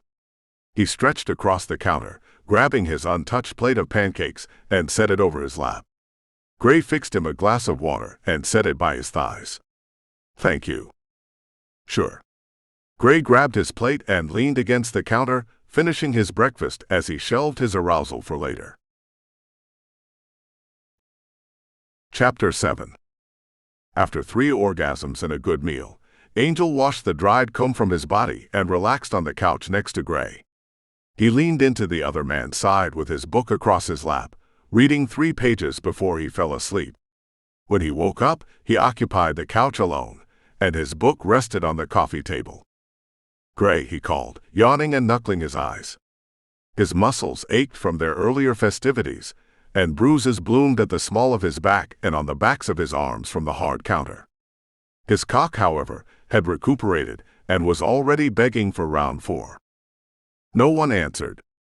Angel poked his head out the front door, squinting his eyes as they adjusted to the afternoon sunlight. "Gray." An axe chopped through a piece of wood, and the other man grunted. "Over here." Angel walked along the porch until he turned the corner to the left, following the sound of Gray's voice. He caught him lifting the axe again and slicing through more wood. "Yeah." Gray mopped his sweaty brow and propped the axe against a nearby section of wood sections. Sweat had accumulated over his exposed chest, rolling down faded tattoos and overhealed scars. How long have you been working out here?" "Not long." He hooked his thumbs in his pockets. "Okay, but you also worked outside this morning, so I don't know how long not long is, but I think you should come inside and rest some more. You're really not completely healed yet." "I feel good." "I can see, but just because you feel good doesn't mean you're ready to get back to it. Come inside. I'm going to start dinner." Angel looked Gray over, biting his bottom lip, and ducked back inside the log cabin. Gray followed him, drying off the rest of his body with his shirt. He stood in the kitchen bare-chested. The sunlight and wilderness clung to him, perfuming the air around him. "What are you chopping wood for, in the middle of the summer?" Angel dug the last few raw ingredients out of the cabinets, resting a can of black beans and a can of tomatoes on the counter beside 2 ripe avocados and 2 bunches of kale. "I sell it." "You can sell firewood?" Angel lifted dark eyebrows and glanced over his shoulder. "Yeah. Not a huge profit though, not for the labor, but it's something to do." "Do you not have like a house note or a car note or anything?" Gray shook his head. "Everything's paid for." "The house is paid for." His eyes grew wide. "Yeah. Built it myself, actually." Gray approached Angel, peering over his shoulder. He pinched off a leaf of kale, chewed it, and wrinkled his nose. Bitter. Yeah. It tastes better cooked. Angel laughed, turning back to the raw ingredients. He sliced the avocados and dumped the chunks into a bowl. Gray stole a square of avocado too. Green, he mused. It tastes green? Yeah. Gray ate another square and confirmed his answer. Yeah, green? I didn't know green was a flavor. Angel smashed the avocado with a spoon. Can you open the tomatoes? I'm going to add them to the avocados. Gray dug a can opener out of the kitchen drawers and worked the half-size can open before handing it to Angel. He tried a tomato, too. Spicy. You approve? Amusement colored Angel's voice. His heart softened as he watched the big man test all the ingredients. Yeah. I like spicy. Good to know. So, is chopping wood for the winter months really enough to live off? Depends on how many other people are supplying wood, but you can sell a cord for $100 to $250. I can split about a cord a day. If you work all summer at it, you've got a nice bit to get rid of come fall.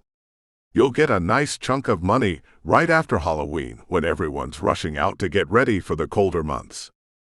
Oh. I didn't realize people still liked fires. It's more, I don't know, makes them feel like winter instead of a central heating system. What about you? Yeah, I use a fire to heat the house in winter. I cut 10 or so cords for myself. Angel mixed the tomatoes into the avocados, adding salt and pepper to the mixture.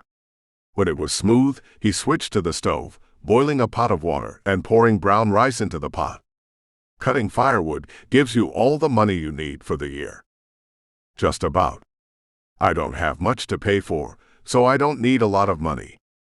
You don't want to invest or anything? I do, but I still don't need much. I hunt too, so I've got rabbit and deer frozen. Angel wrinkled his nose, frowning. Oh.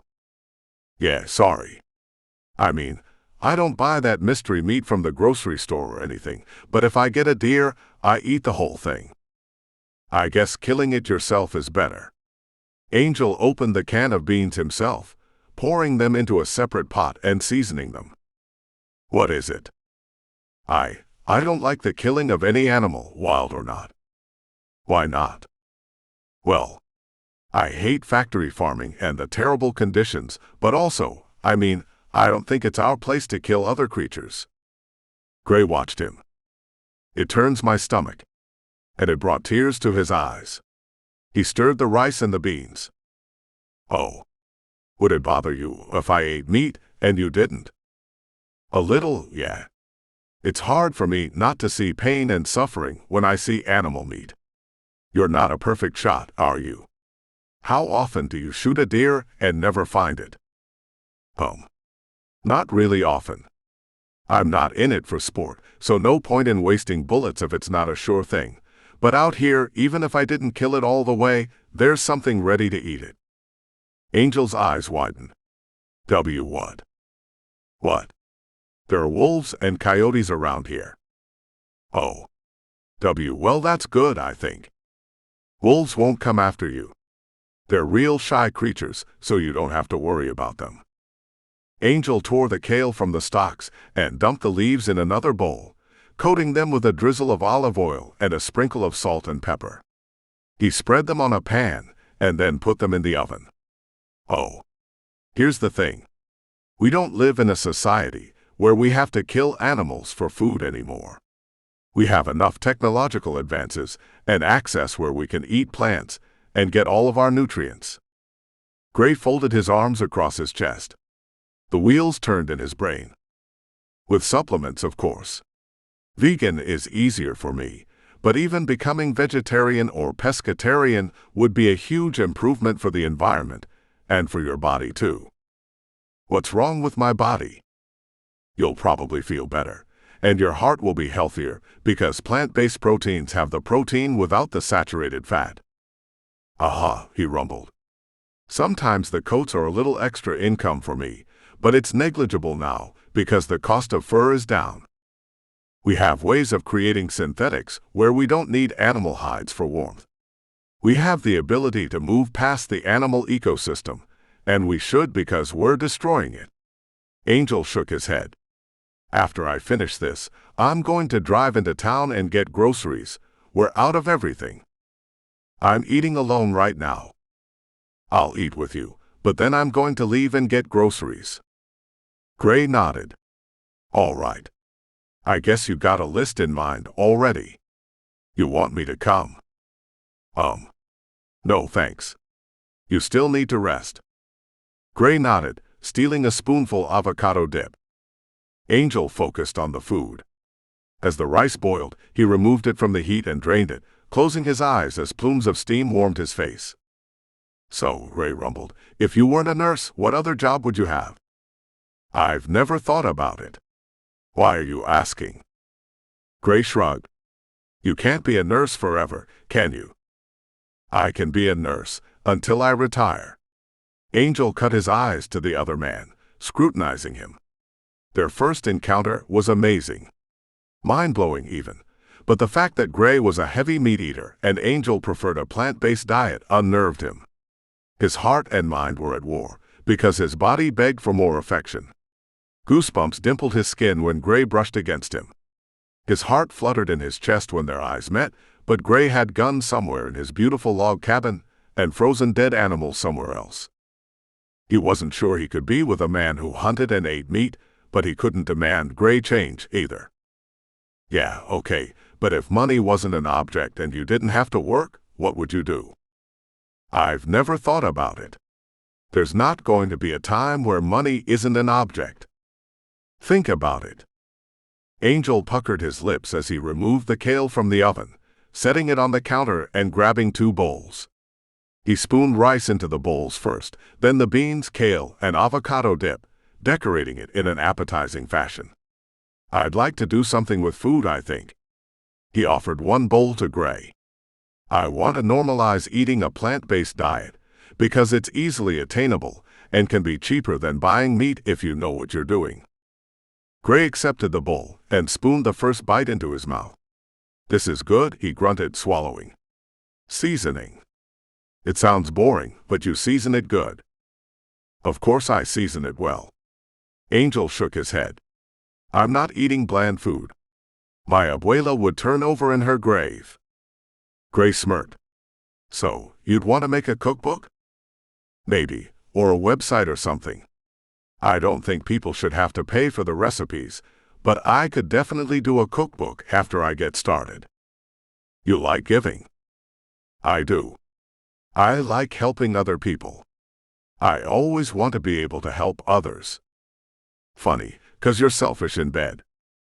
Angel blinked and gasped, spinning around on his heels. He stared at Gray, wide-eyed. I am not. We weren't actually in bed. You are. Gray laughed, kissing Angel's temple. His skin burned where Gray's lips touched him, and he shivered, looking down at his food and poking at it. Maybe it could work. Maybe he could date a meat eater.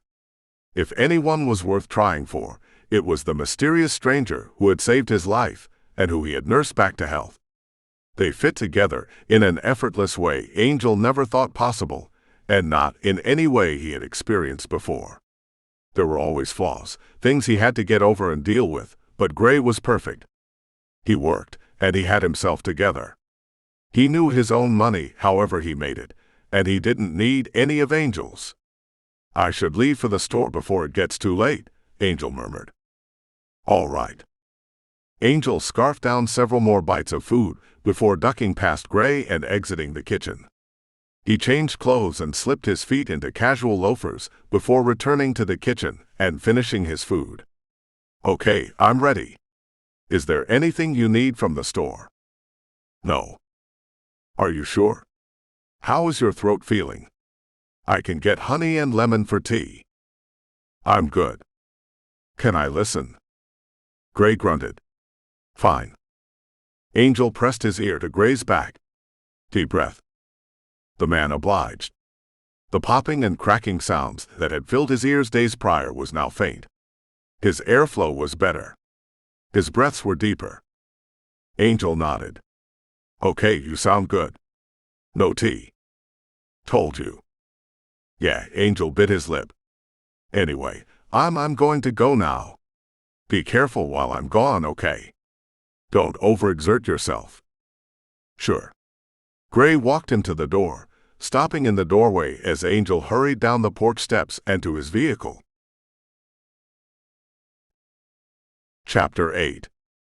Gray hung in the doorway until Angel backed out of the dirt driveway and entered the main road. Then he moved back inside the house, kicking the door closed and snatching his cell phone from the counter. Choosing Angel over hunting for his meat and selling the hides was an easy choice, but he had to get rid of the materials. If he was done hunting, he wanted his guns gone. If he was done with eating meat, he wanted all the butchered wild game in his chest freezer gone too.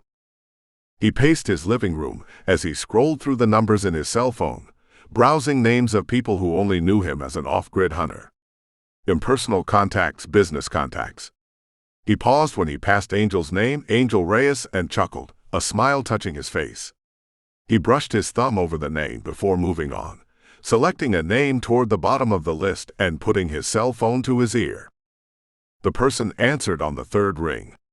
Hello. Hey, Mr. Myers. Oh, hey there, Gray. Is everything all right? Yeah, everything's fine. Gray paused. Listen, I was wondering if you wanted some guns. I got a couple I won't be needing anymore. I know you and your boy go hunting every year. We do. Why you selling them? They work great. But I'm quitting hunting for now, and no sense in keeping them lying around. You want them? Yeah, I've been eyeing a shotgun like yours for a few months now.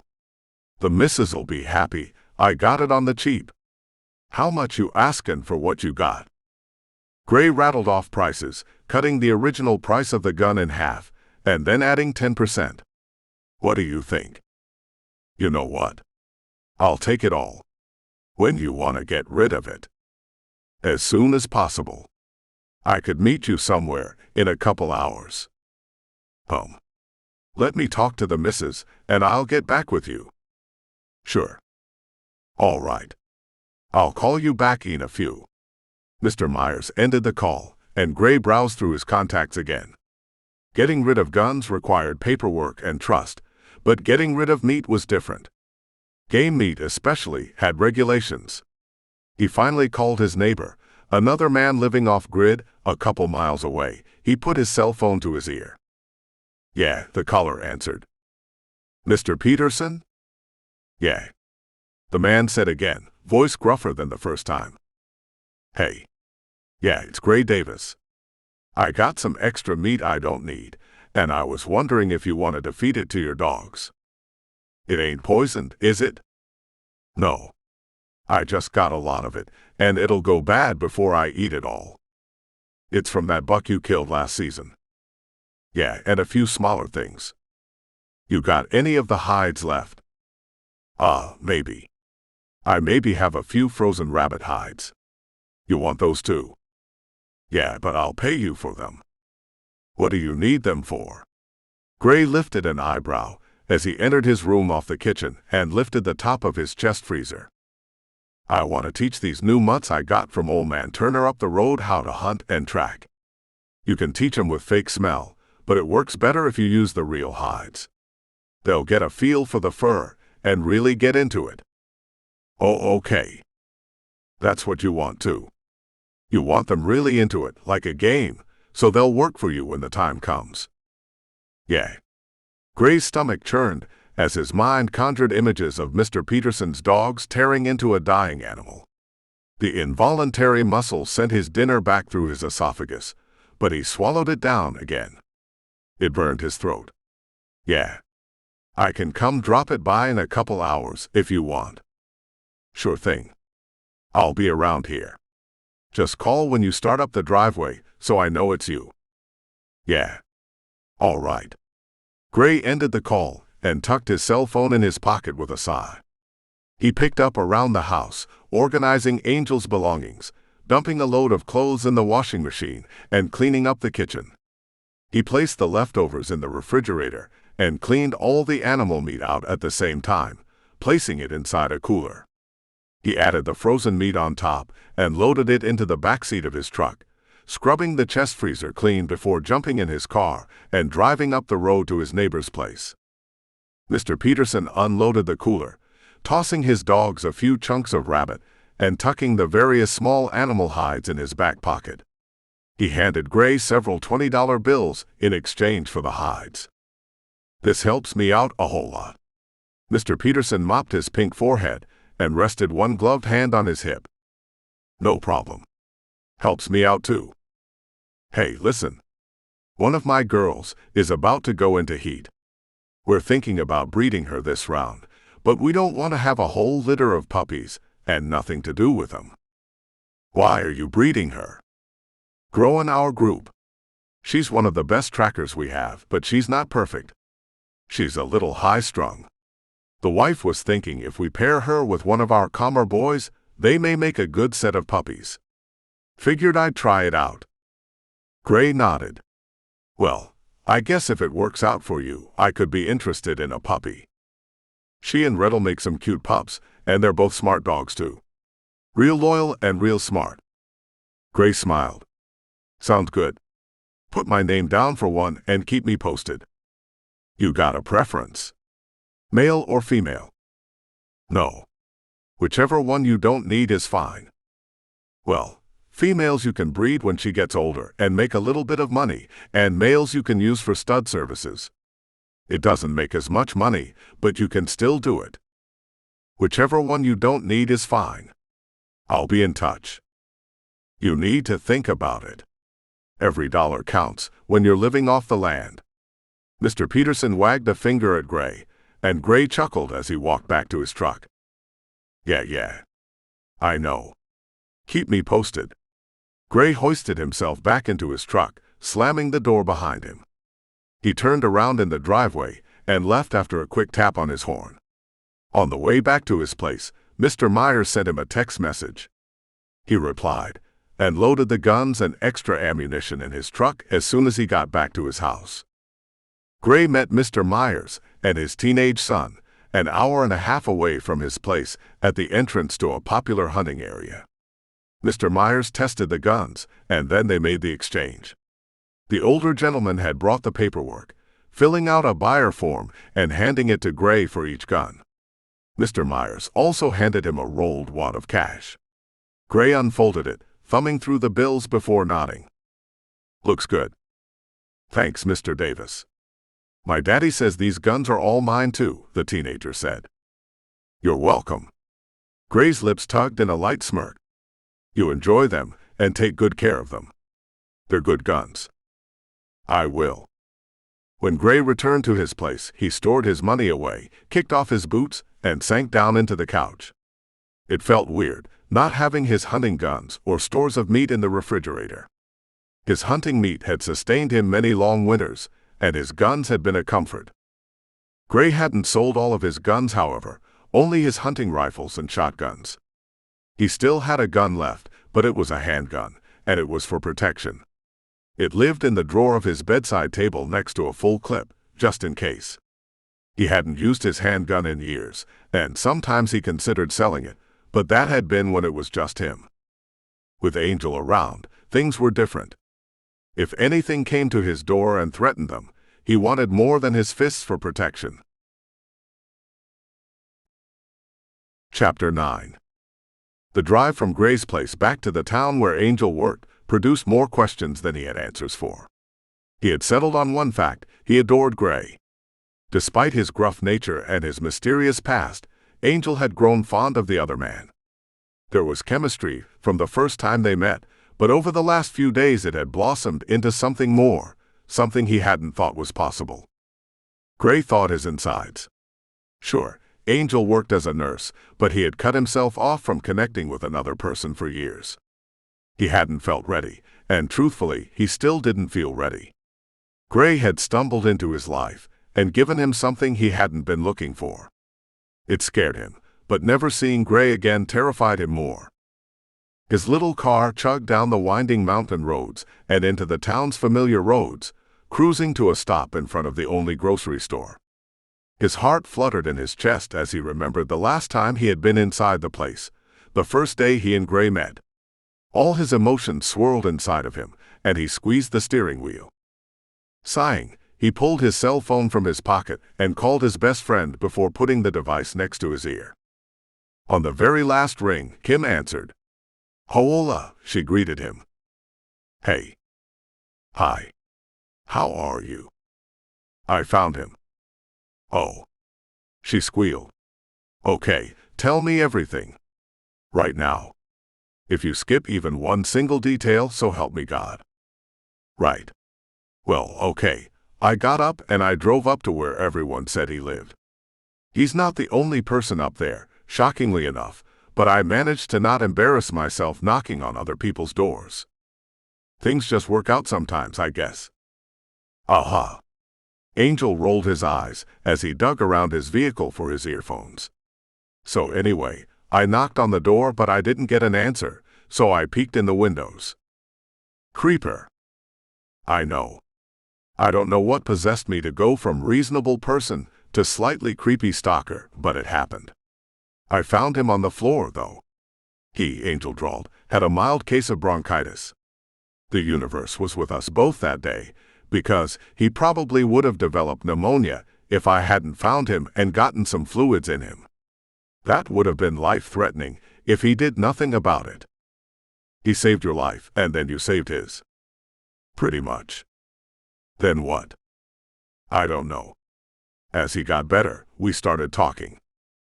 And I think I really like him," Angel confessed, chewing his bottom lip. He fit his earbuds into his ears and plugged them into the bottom of the cell phone, transferring the sound from the cell phone speakers to the earbuds. "Okay. What's his problem?" Kim sighed. "He has a lot of problems." "Of course he does." "What?" "You literally do this with every single guy you meet. You like him, there's a little bit of potential, and then sooner or later you nitpick them to death. What are all of his problems?" "Okay, he's not like the rest of the guys I've met. He's honestly kind of amazing. There are just a few major red flags, like he was a member of a gang." Angel exited his vehicle and slipped his cell phone in his pocket as he entered the bustling grocery store, grabbing a basket and slipping into the aisles. "Weren't you a member of a gang, too?" "No, not technically. My brothers were, and I've told you about them." "True, but is he still a member now?" "You don't leave them, Kim. Not alive, anyway. Maybe rules have changed." "Oh sure, and the sky is green and the grass is blue." Angel rolled his eyes again. "I don't know if I can date him. He'll bring trouble.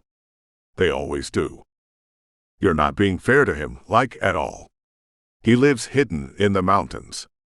I think he's doing the best he can to stay away from the gang lifestyle. His best may not be good enough." Kim groaned. "Okay, so he's nixed?" "No, I'm not saying he's nixed. I'm voicing my concerns."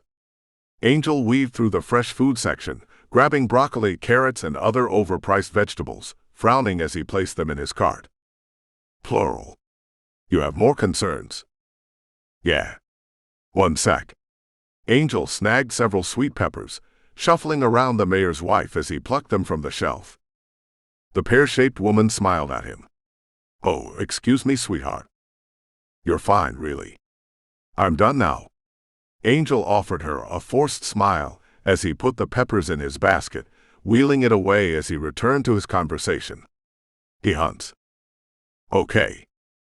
And I'm vegan." "Okay, but he hunts, so it's not like he's contributing to the mass torture of farm animals."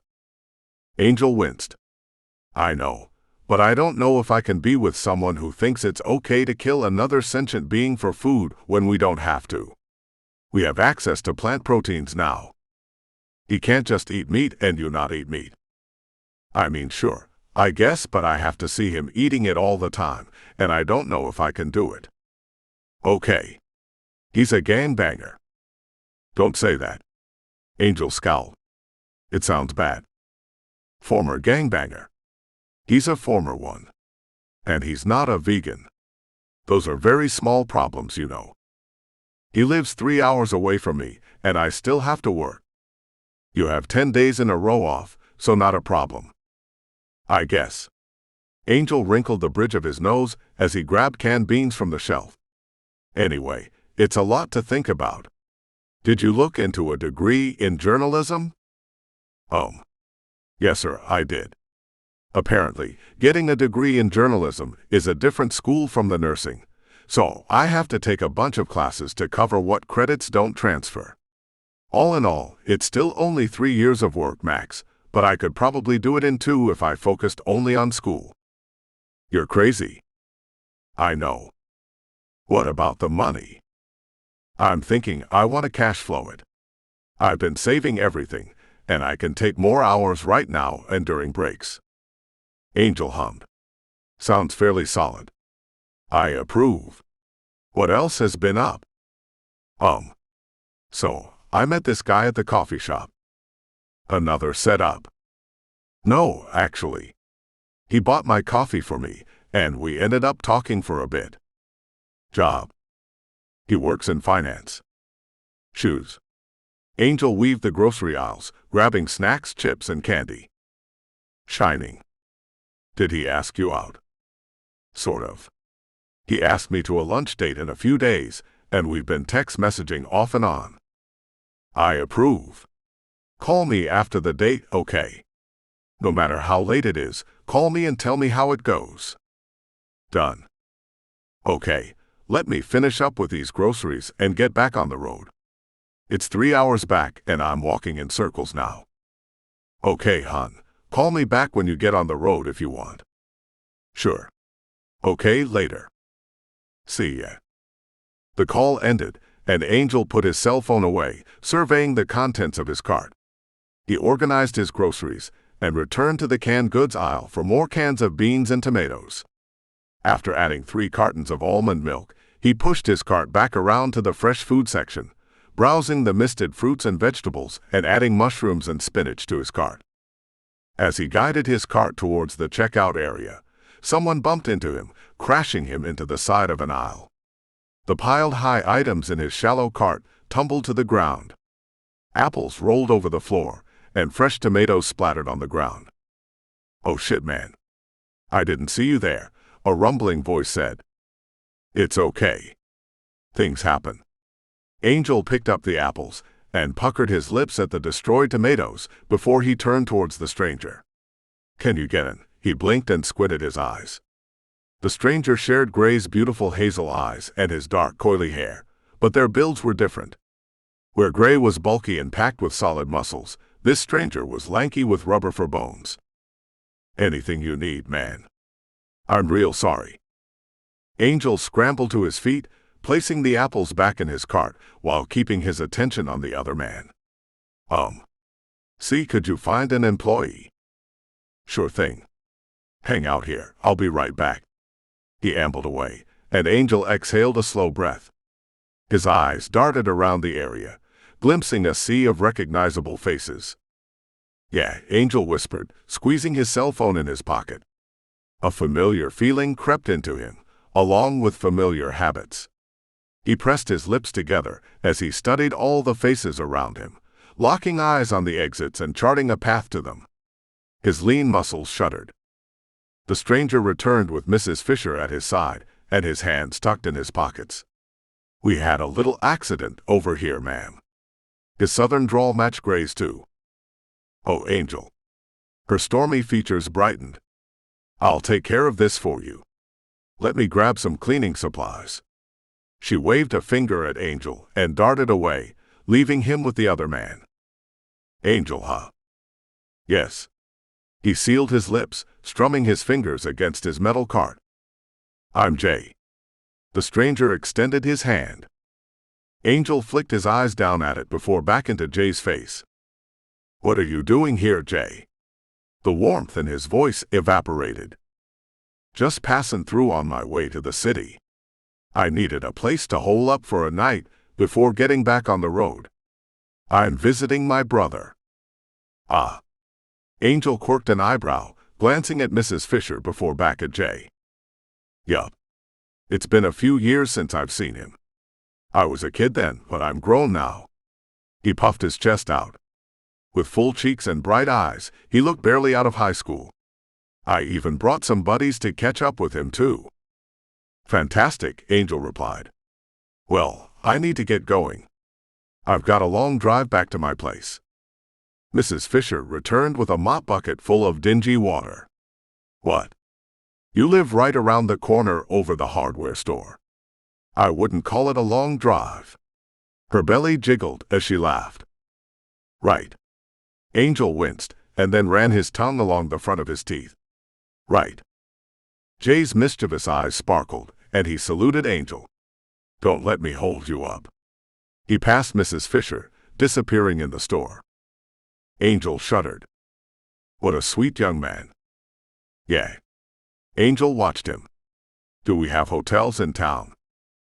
Oh no, not at all. The mayor hates them. There's one highway motel a bit up the road, but I'm not too sure if it's still open. I heard terrible things about it. Angel nodded. Okay. Thanks, Mrs. Fisher. I need to go. Angel darted past her, shelving his nerves as he unloaded his groceries and chatted with the cashier. They shared simple recipes with him as they ran the items across the scanner. Angel paid cash for the groceries and loaded them back into his basket, bidding the young cashier and Mrs. Fisher goodbye as he left the grocery store. In the parking lot, he studied his peripheral vision as he pushed the cart uphill to his vehicle and loaded everything inside. Besides laughing children and frazzled mothers, the parking lot was clear. Angel smiled as a friendly 3-year-old waved at him. He waved back and jumped into his vehicle, locking the doors. He took the scenic route back to Gray's log cabin, driving by his apartment and around the city before merging onto the highway. He cruised past Gray's exit and doubled backwards again. When he finally walked in the door, it was well past midnight. His stomach rumbled, and Gray had fallen asleep on the couch, stretched across it with both arms under his head. His shirt revealed a sliver of brown skin. Gray stirred when the door closed, cracking hazel eyes open. He grunted. You all right? He rubbed his hands over his face, removing his legs from the couch and propping his elbows on his knees. Yeah, I'm fine. Sorry it took so long. It's fine. He stretched and scratched the small of his back as he dunked his feet in his boots and strolled outside. What are you doing? Angel followed him. Getting the groceries out. You eat, we have leftovers from earlier. Angel bit his bottom lip as Gray lifted the trunk of his vehicle and collected the groceries. He could count the times a partner had unloaded the car after he spent the evening cooking and purchasing groceries. The simple action made Angel's insides flutter. Gray approached the house with half of the groceries and paused in front of Angel at the door. You going to stand there and watch me all night? Maybe. Angel smiled. Thanks for unloading the groceries. He shrugged. You bought them. I know, but I can still say thank you for unloading them. I guess. Yeah. Angel stepped aside, eyeing Gray's firm ass as he moved into the kitchen with the groceries. Angel followed him into the kitchen, opening the refrigerator. So what did you do while I was gone? Not much. Cleaned up a bit. The refrigerator was bare, except for what he had cooked for lunch, and it had been scrubbed clean. Vinegar and lemon wafted from the inside as the door hung open. You threw everything away. He lifted his eyebrows. No. What you made is still there. Yeah, but there was meat in here before. The stuff wrapped in brown paper was meat, right? Yeah. I got rid of it. Why? Because you don't eat it. Chapter 10. Correct, but I don't understand why you got rid of your meat because I don't eat it. Angel paused and gasped when Riazatan hit him. You got rid of it because of me. Yeah.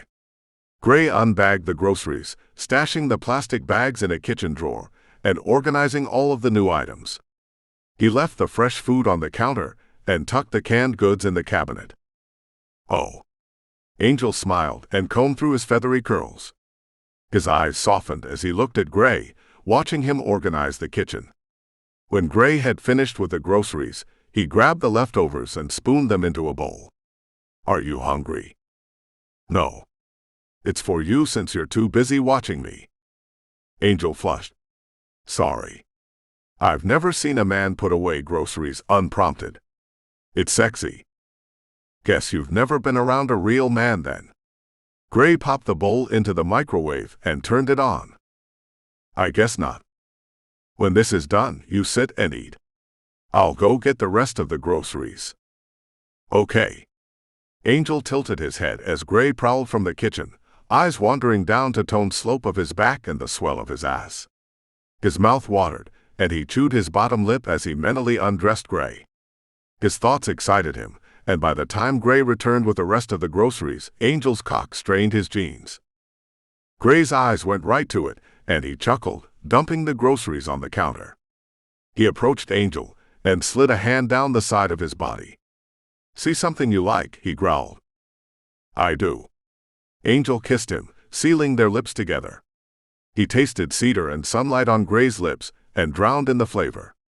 One hand slid up Gray's chest and hooked around the back of his neck. What is it?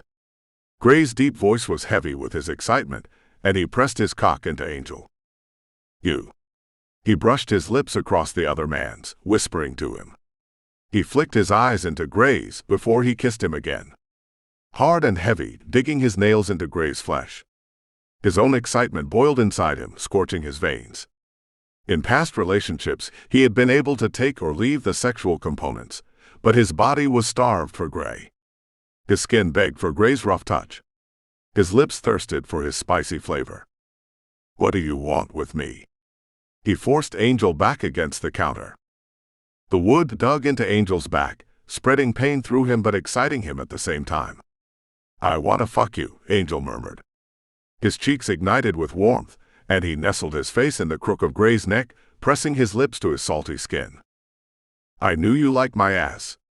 With a low chuckle, he eased back, ripping his shirt over his head and dropping his shorts to the ground.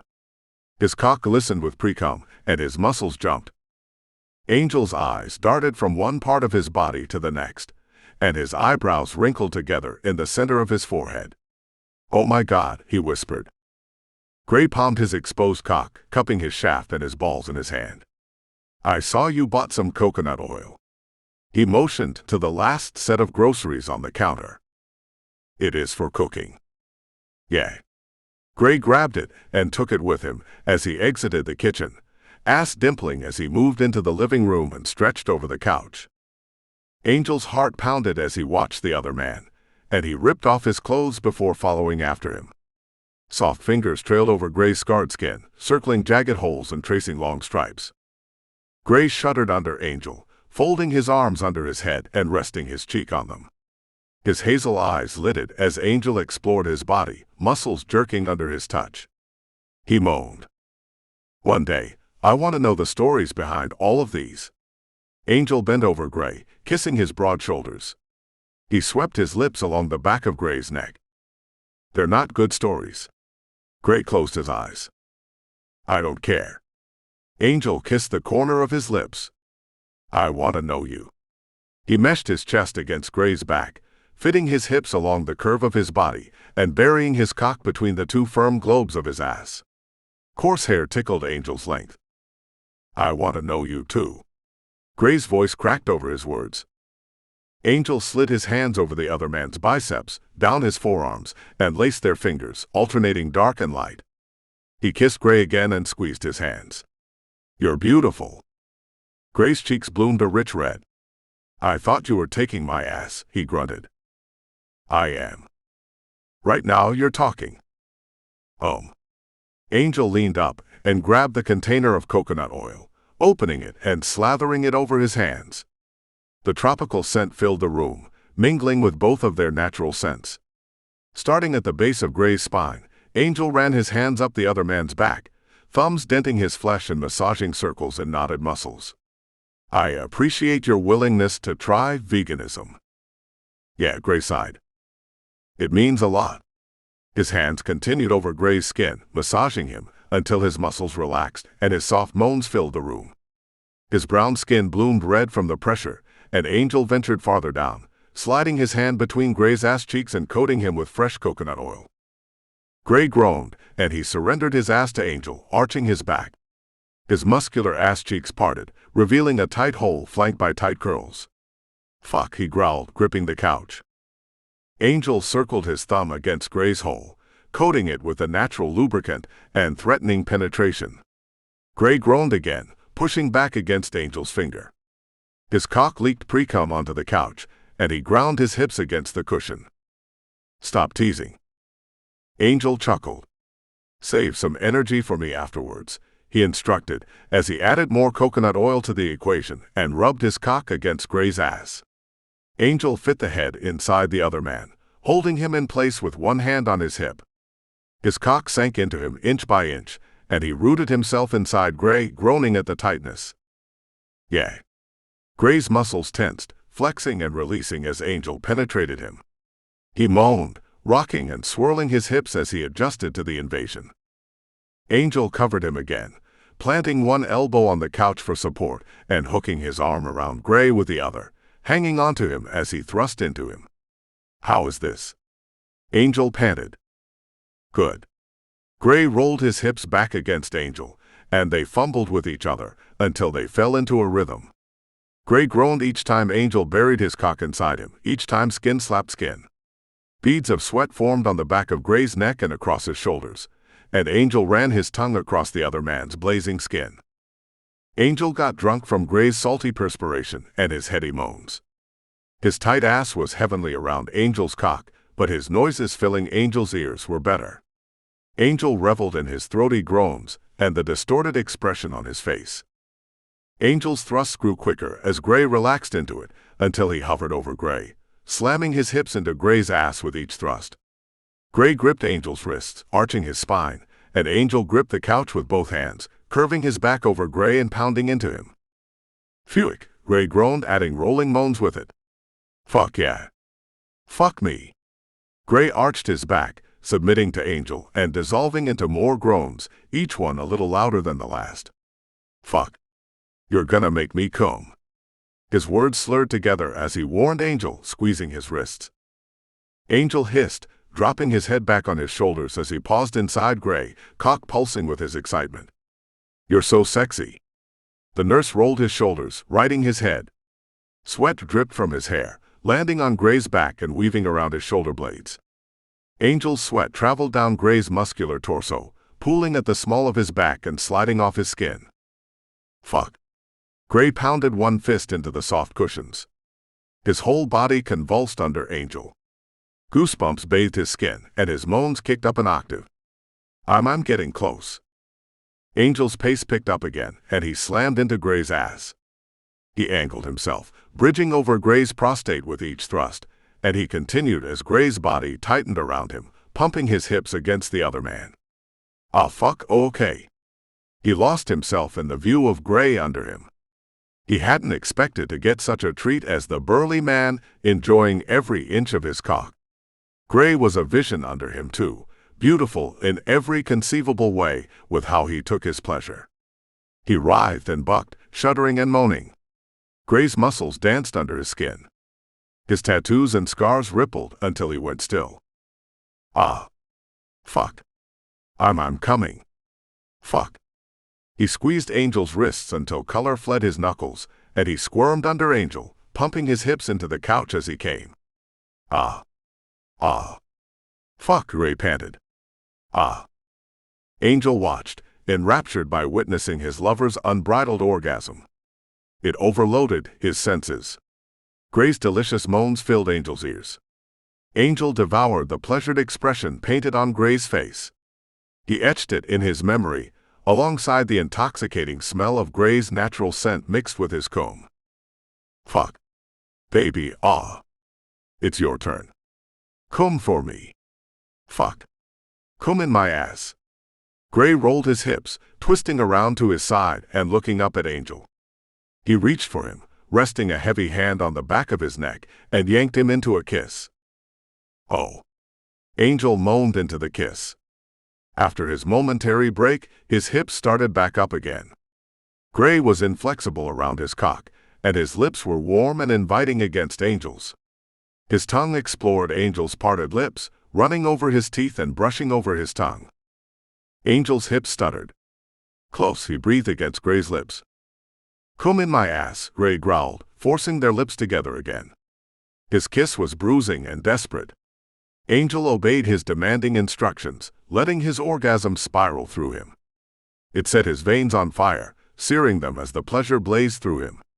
Gray's strong arms rooted Angel in place as his hips jerked and steaming hot cum exploded from the head of his cock. His eyes rolled back in his head, and fireworks exploded behind dark eyelids. He moaned through gritted teeth, and Gray kissed the corner of his lips. "Yeah, baby, fuck yeah. Come for me." "Oh, yes. Fuck." Angel gasped when his orgasm finally released him, and he slid out of Gray. He collapsed on top of him, nestling his slick cock between them as it softened. "A second, and it's your turn." Gray twisted all the way around, stretching out on his back. "My turn." Angel kissed Gray's collarbone and yawned. "Yeah. Your turn to get fucked." Angel bit his bottom lip, resting his chin on Gray's chest and gazing into his face. "Oh. You still have energy? I didn't do a very thorough job." Gray shook his head, tussling Angel's hair and kissing his forehead. "I like you." "Yeah. I like you too." Angel nodded, digging his chin into Gray's chest. "Tell me something most people don't know about you." Gray rumbled, tucking one arm behind his head as he stretched out, basking in the afterglow of his orgasm. I used to be scared of the dark." "How scared?" "Used to sleep with a nightlight on all the time up until I was an adult. I had to always see the whole room and be facing the door. Had this thing about closing my closet doors too." Angel smiled, nuzzling his face in the crook of Gray's arm. "And now?" "Over it. There's nothing but dark out here, but now it's nice. What about you?" "Oh." Angel bit the inside of his cheek, warring between something serious and something lighthearted. He wanted to open himself to Gray and tell him even his darkest secrets, his musings, every fluttered thought that passed his brain, but they had only known each other for a little while. Gray touched Angel's cheek. "It's not a hard question." "I know. It's just, we've only known each other for a few days and I really like you." Angel sat upright, resting his hands over his lap and picking at his nails. "Are we moving too fast?" "Does it feel too fast?" "I mean, no. It feels right." "Then it's not too fast. It's our relationship. We can go at any speed we want." "True." Angel wrung his fingers. "Have you thought about the future? Me and you together?" "Yeah." "What did it look like?" "This, but every day. Maybe a garden, so we can save money on plants. A couple chickens, so we can have 1 egg a week. A dog. We'd work on this land together. There's a lot of it, and it can be anything you want." "What if I don't want to quit nursing?" "You don't have to." Gray touched Angel's cheek. "If nursing makes you happy, then we'll work it out. You could have an apartment in town. I don't want you driving 6 hours back and forth when you're working." Angel nodded, casting his eyes down. It's a lot to think about." "Don't quit. I'll work around you." Gray cradled Angel's face, thumb brushing over his lips. "I want you to be happy." Angel's lips trembled under his touch. He could count the amount of times a man has said those words to him on one hand, and the number shrank with the ones who meant it, but Gray meant it. Angel felt the truth in the other man's rumbled words through every part of his body, and his eyes brimmed with tears. "I want you to be happy too." "I know you do. I am easy to make happy. All I need is you." Gray leaned up into another kiss, cupping Angel's face in both of his hands now. Gray's passionate kisses were more uncharted territory for Angel. He had been kissed, sure, but Gray's kisses inspired a hunger inside him. One kiss had him starving for more. "Oh," Angel breathed against Gray's swollen lips. "Okay, cool." Gray kissed him again. Angel's hunger grew, and he turned light kisses into desperate ones, yanking Gray into him. Angel's tongue explored Gray's mouth, caressing his tongue. As they kissed, Gray shifted their positions, easing Angel back on the other side of the couch until his head rested on the arm of the couch. Strong arms flanked Angel, and Gray nipped his lips as he broke the kiss. "Can I fuck you?" Gray asked. The kissing had woken his cock up again, and it throbbed between their bodies, begging for a second round. At his question, Angel's cock hardened, and a shiver passed through his body. "Why, yeah." He braced himself for immediate penetration, inhaling a deep breath and relaxing his muscles, but it didn't happen. Instead, Gray's mouth came down on his body. Gray dotted kisses along Angel's jawline, down the length of his neck. His tongue passed over one of Angel's hardened nipples. Angel groaned and lifted a hand to the back of Gray's head, urging him on. "Oh fuck." Gray continued, sweeping his lips over wet skin and cooling him with soft breaths. Angel shivered. His cock bubbled with pre-cum as Gray continued his lazy exploration. His rough fingers flicked Angel's other nipple, pinching it and twisting it until he wrung another moan from Angel's lips. "My God," Angel gasped as Gray moved farther down his body, trailing a line of kisses to his crotch. Gray's hazel eyes met Angel's as he puckered his lips and pressed them into the purpling head of Angel's cock. Angel's heart leapt and his pulse galloped in his veins. The hand on the back of Gray's head teased his curls. "Ah, fuck. Suck my cock." Gray kissed the tip of Angel's cock again, teasing the slit with his tongue and again turning his eyes up to Angel. He locked eyes with Angel as he parted his lips and took him into his mouth. The mushroom head disappeared past Gray's pillowy lips, then the shaft, until Gray's nose bumped into his pelvic bone. Gray gagged around him, face turning red and veins standing out on his forehead as Angel's cock blocked his airway. "You don't," Angel started, but lost his words, distracted by the image of the mountain man between his legs. Everything he did felt amazing, but watching him was even better.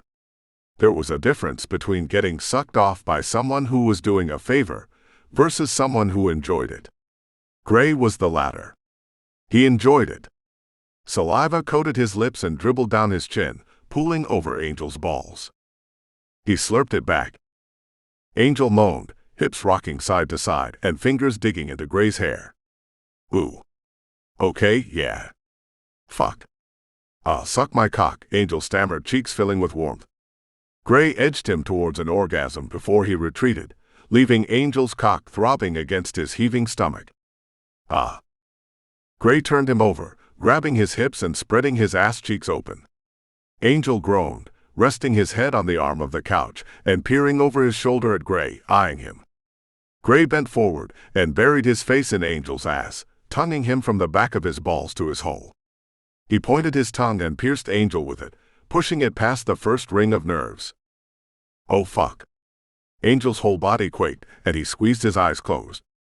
Gray's tongue stabbed him again, penetrating him a little deeper the second time. He sucked and swirled his tongue over Angel, sending him over the moon with pleasure.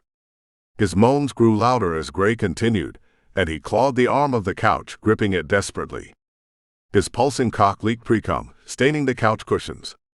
"I'm close," Angel whispered. Gray eased back again, slapping his ass as he sat back on his thighs.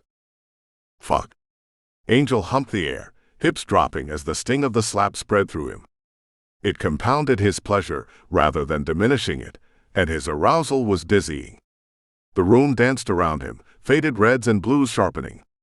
His mind zeroed in on the couch's weaving pattern, following the cross grain as he grounded himself. Gray swiped his hand between his cheeks, massaging sweet-smelling coconut oil into his skin, thumbing it over his hole. He replaced his thumb with his cock, easing inside Angel with a slow stroke. Gray knew his business, and he started slow, letting Angel adjust to the invasion before he overwhelmed him with pleasure. He pounded into Angel and reached around his hips, grabbing his cock and stroking it. Velvety lips browsed Angel's sweaty shoulders, spreading goosebumps over his skin and lighting his nerve endings on fire. "Oh my God." See close. Close. Fuck. Close. Angel stretched his torso, hollowing his stomach. Come, Ray snarled, jerking Angel's cock and biting his shoulder.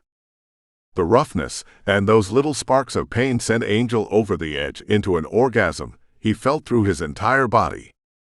Jets of white cum painted Gray's couch, and Angel's moans butted up against each other, one right after the other, until he was breathless and spent.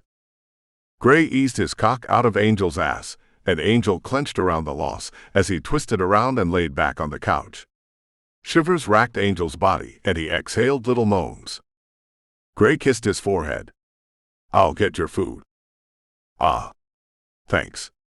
Angel closed his eyes, listening to Gray shuffle around the kitchen. The microwave groaned, beeping after 2 minutes, and Gray returned with a steaming bowl of leftovers.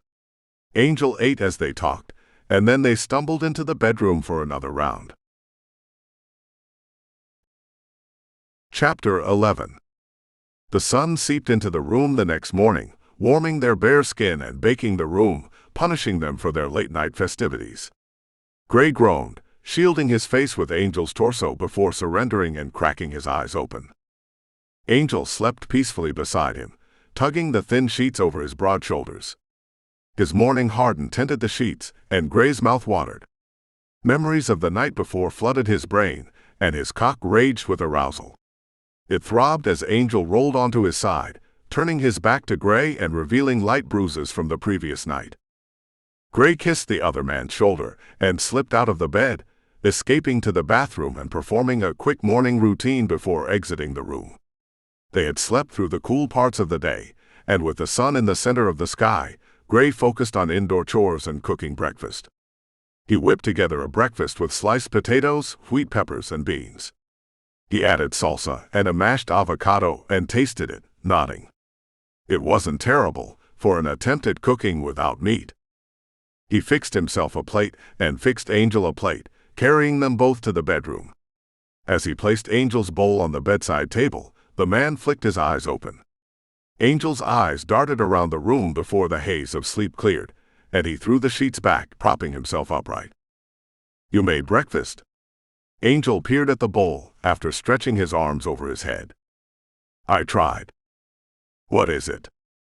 Gray scrubbed his cheek. Potatoes, a pepper, beans, salsa, avocado. Threw it all together.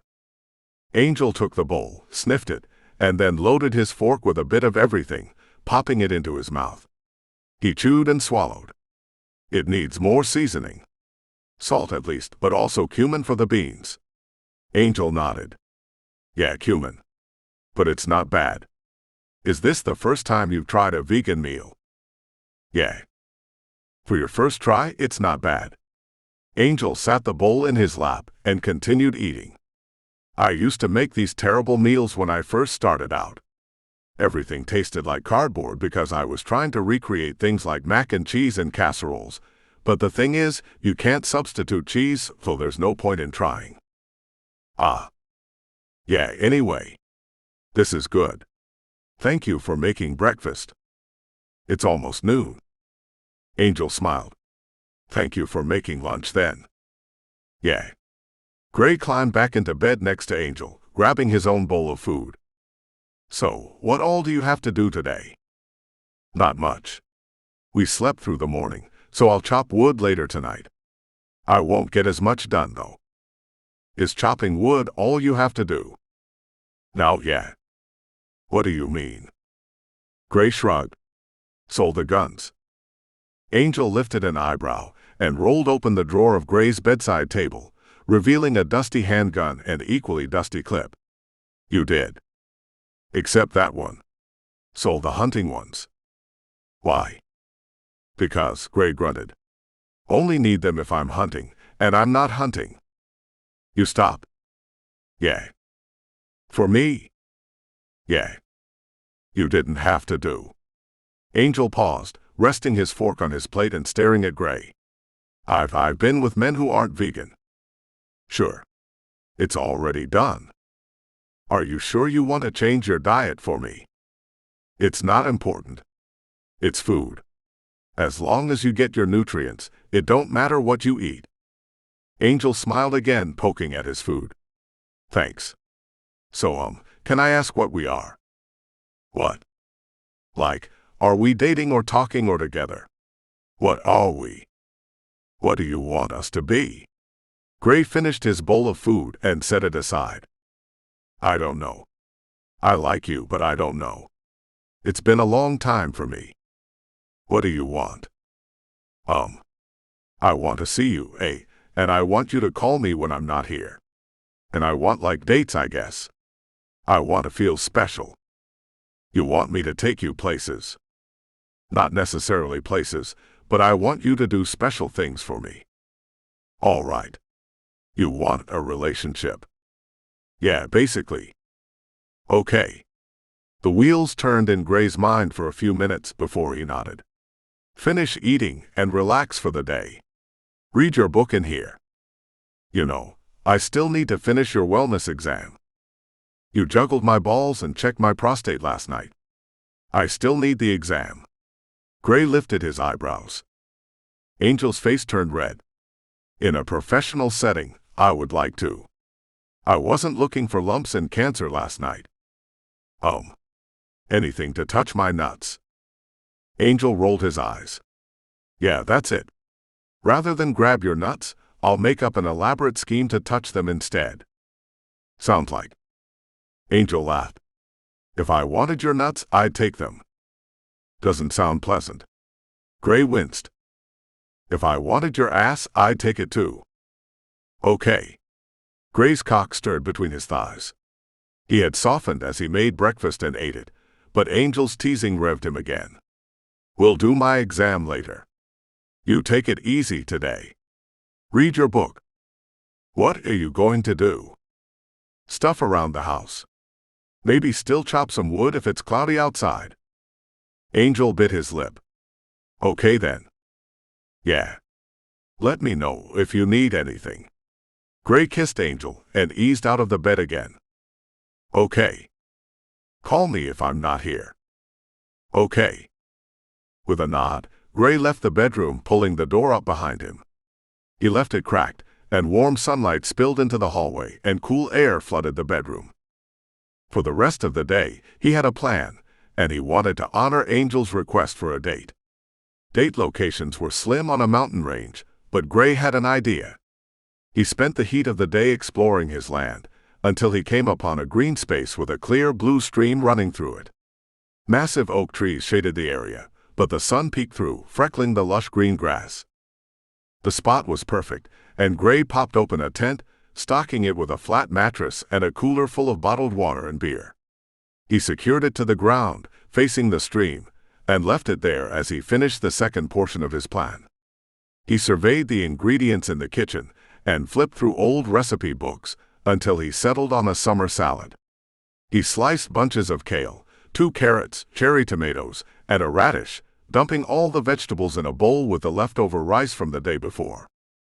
For a dressing, he combined tahini, honey, olive oil, cumin, and dried cilantro, stirring it and pouring it into a little container.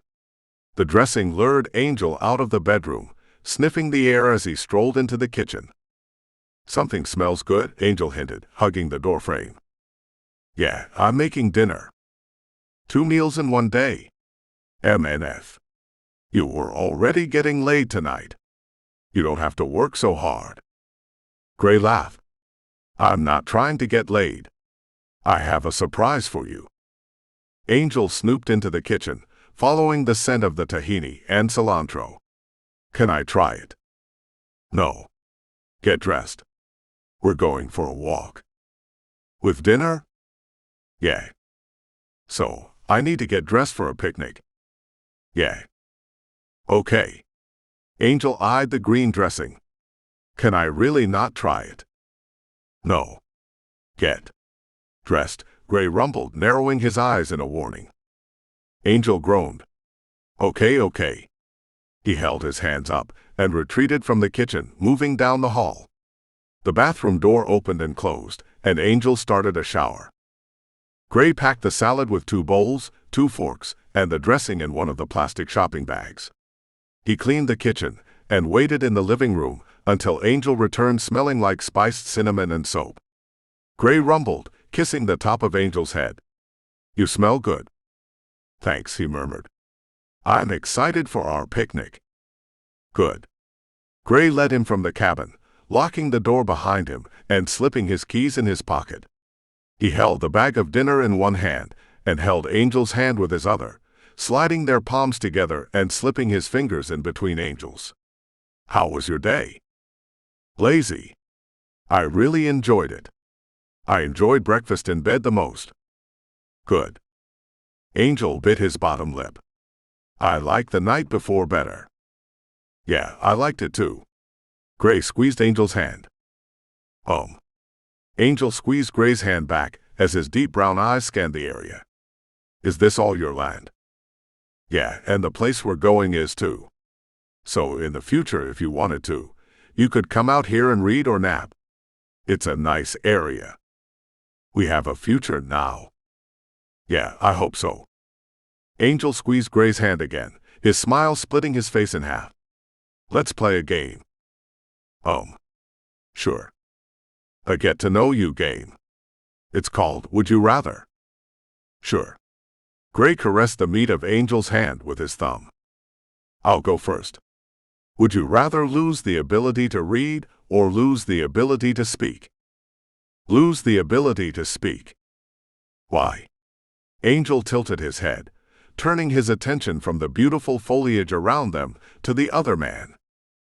"Because you can always write what you have to say, but if you can't read, you can't move through life. Reading is education." "Oh." Angel chewed his bottom lip. "Makes sense.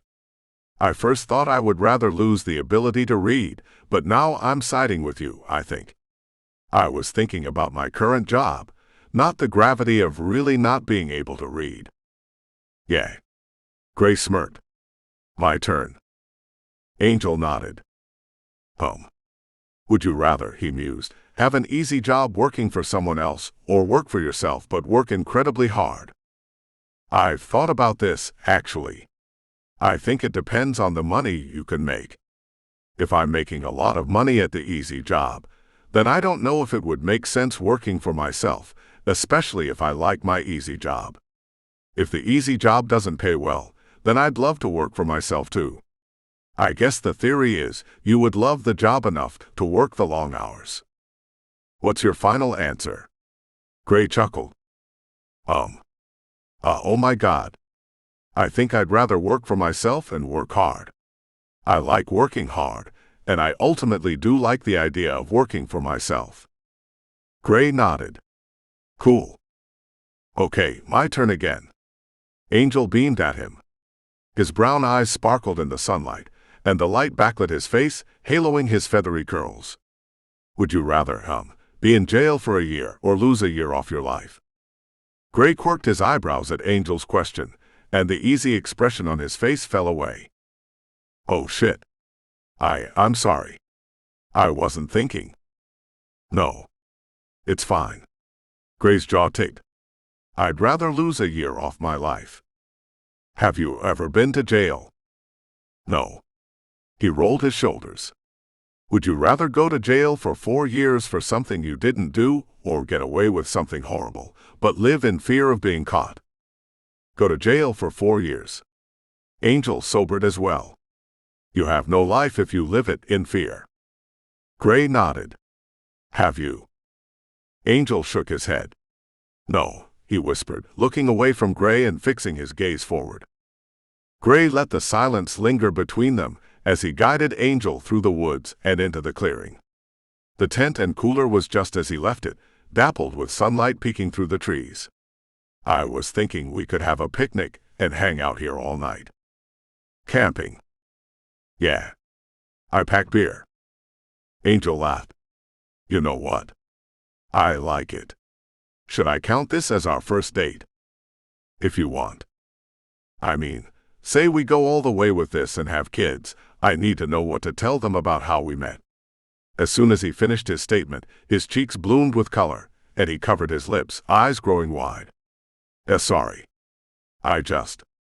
"Tell them about the grocery store and the almost tornado." Gray squeezed Angel's hand. "Take this while I get everything set up." He handed Angel their food and ducked into the tent, pulling out a long blanket and spreading it across the ground. He placed the cooler on one angle of the blanket. "The grocery store is the story you like? People will like it, yeah. Sounds like a Nicholas Sparks movie." Angel laughed. "Okay." He set their food on the blanket and opened the plastic bag before Gray took over. "You want kids?" Gray set the two smaller bowls on the picnic blanket and spooned salad into them. He drizzled green dressing over the salad and passed one bowl to Angel. "I do. At least 2 kids. Adoption. Adoption would be okay, or a surrogate. I know my best friend would carry a child for me, but I don't have a sister, and most of my cousins don't live in the States." Gray nodded. "I have cousins. Something to think about for the future," he rumbled. "Try your food." "Right." Smiling, Angel picked up his fork and stabbed the lush vegetables, bringing them to his lips.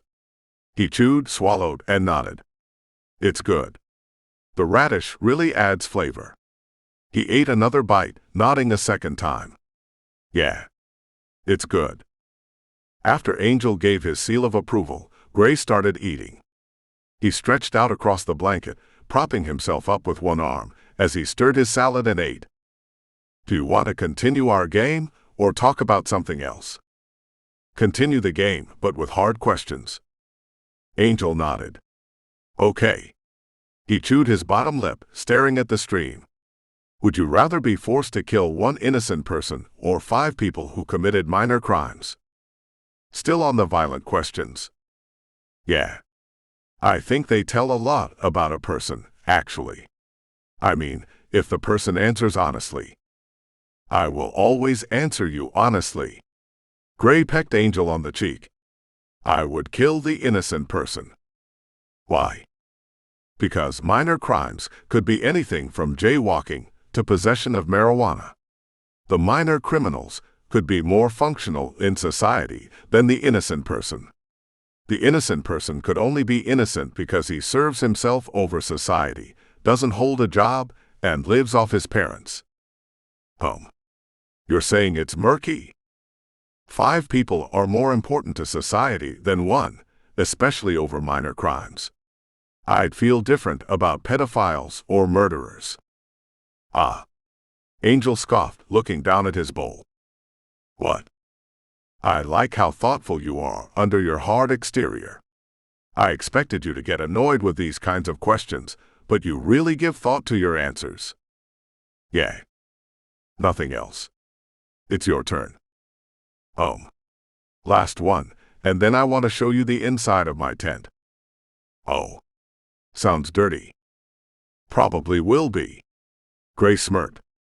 "Would you rather have a fair, working criminal justice system or an administrative government branch without corruption?" What kind of books do you like reading?" Angel laughed. "Political thrillers." "Figures. It shows." He finished his salad and set his bowl aside. "This one is really hard.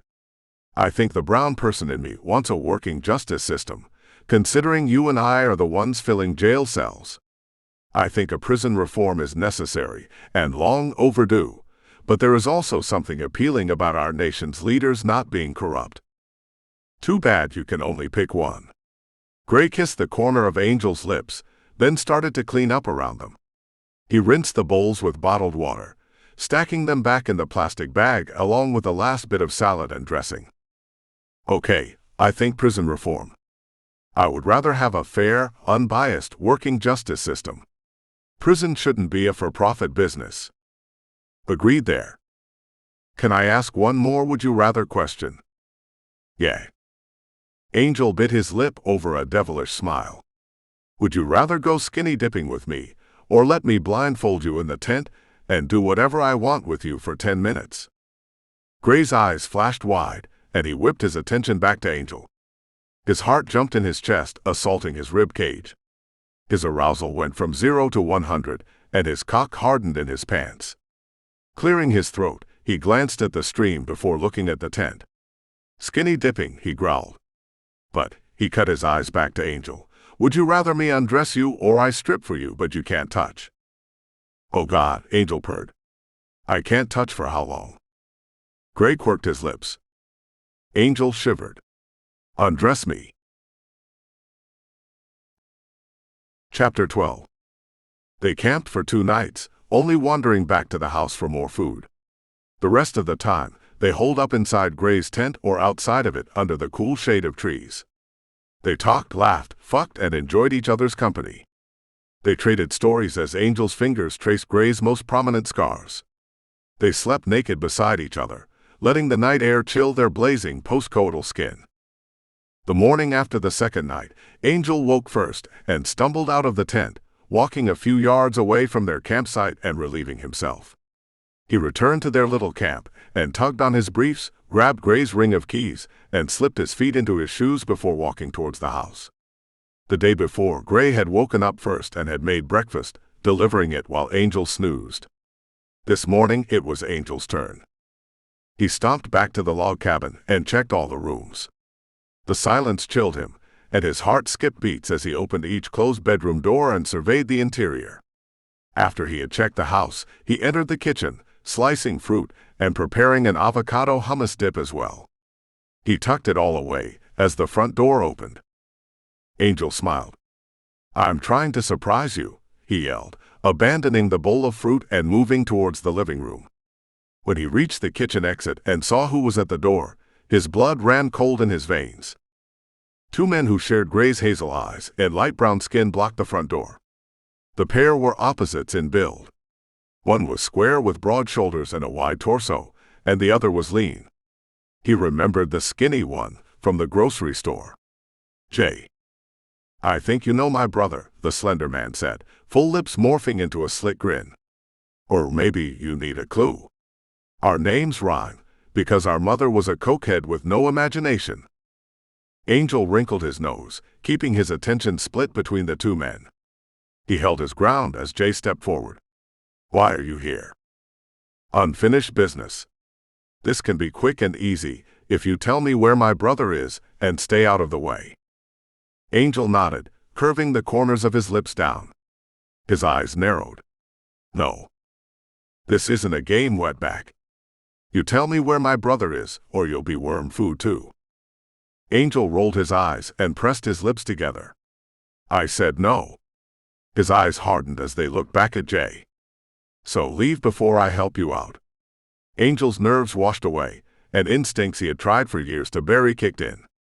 He lifted his chin as cold eyes watched Jay and his companion. A glitter of metal caught the light, and Angel's eyes honed in on it.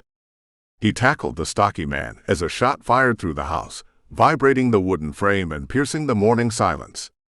His fist connected with the man's freckle-dusted nose, and he kicked him to the ground, smashing his hand until he released the gun. Angel grabbed it, thumbing over the cold metal.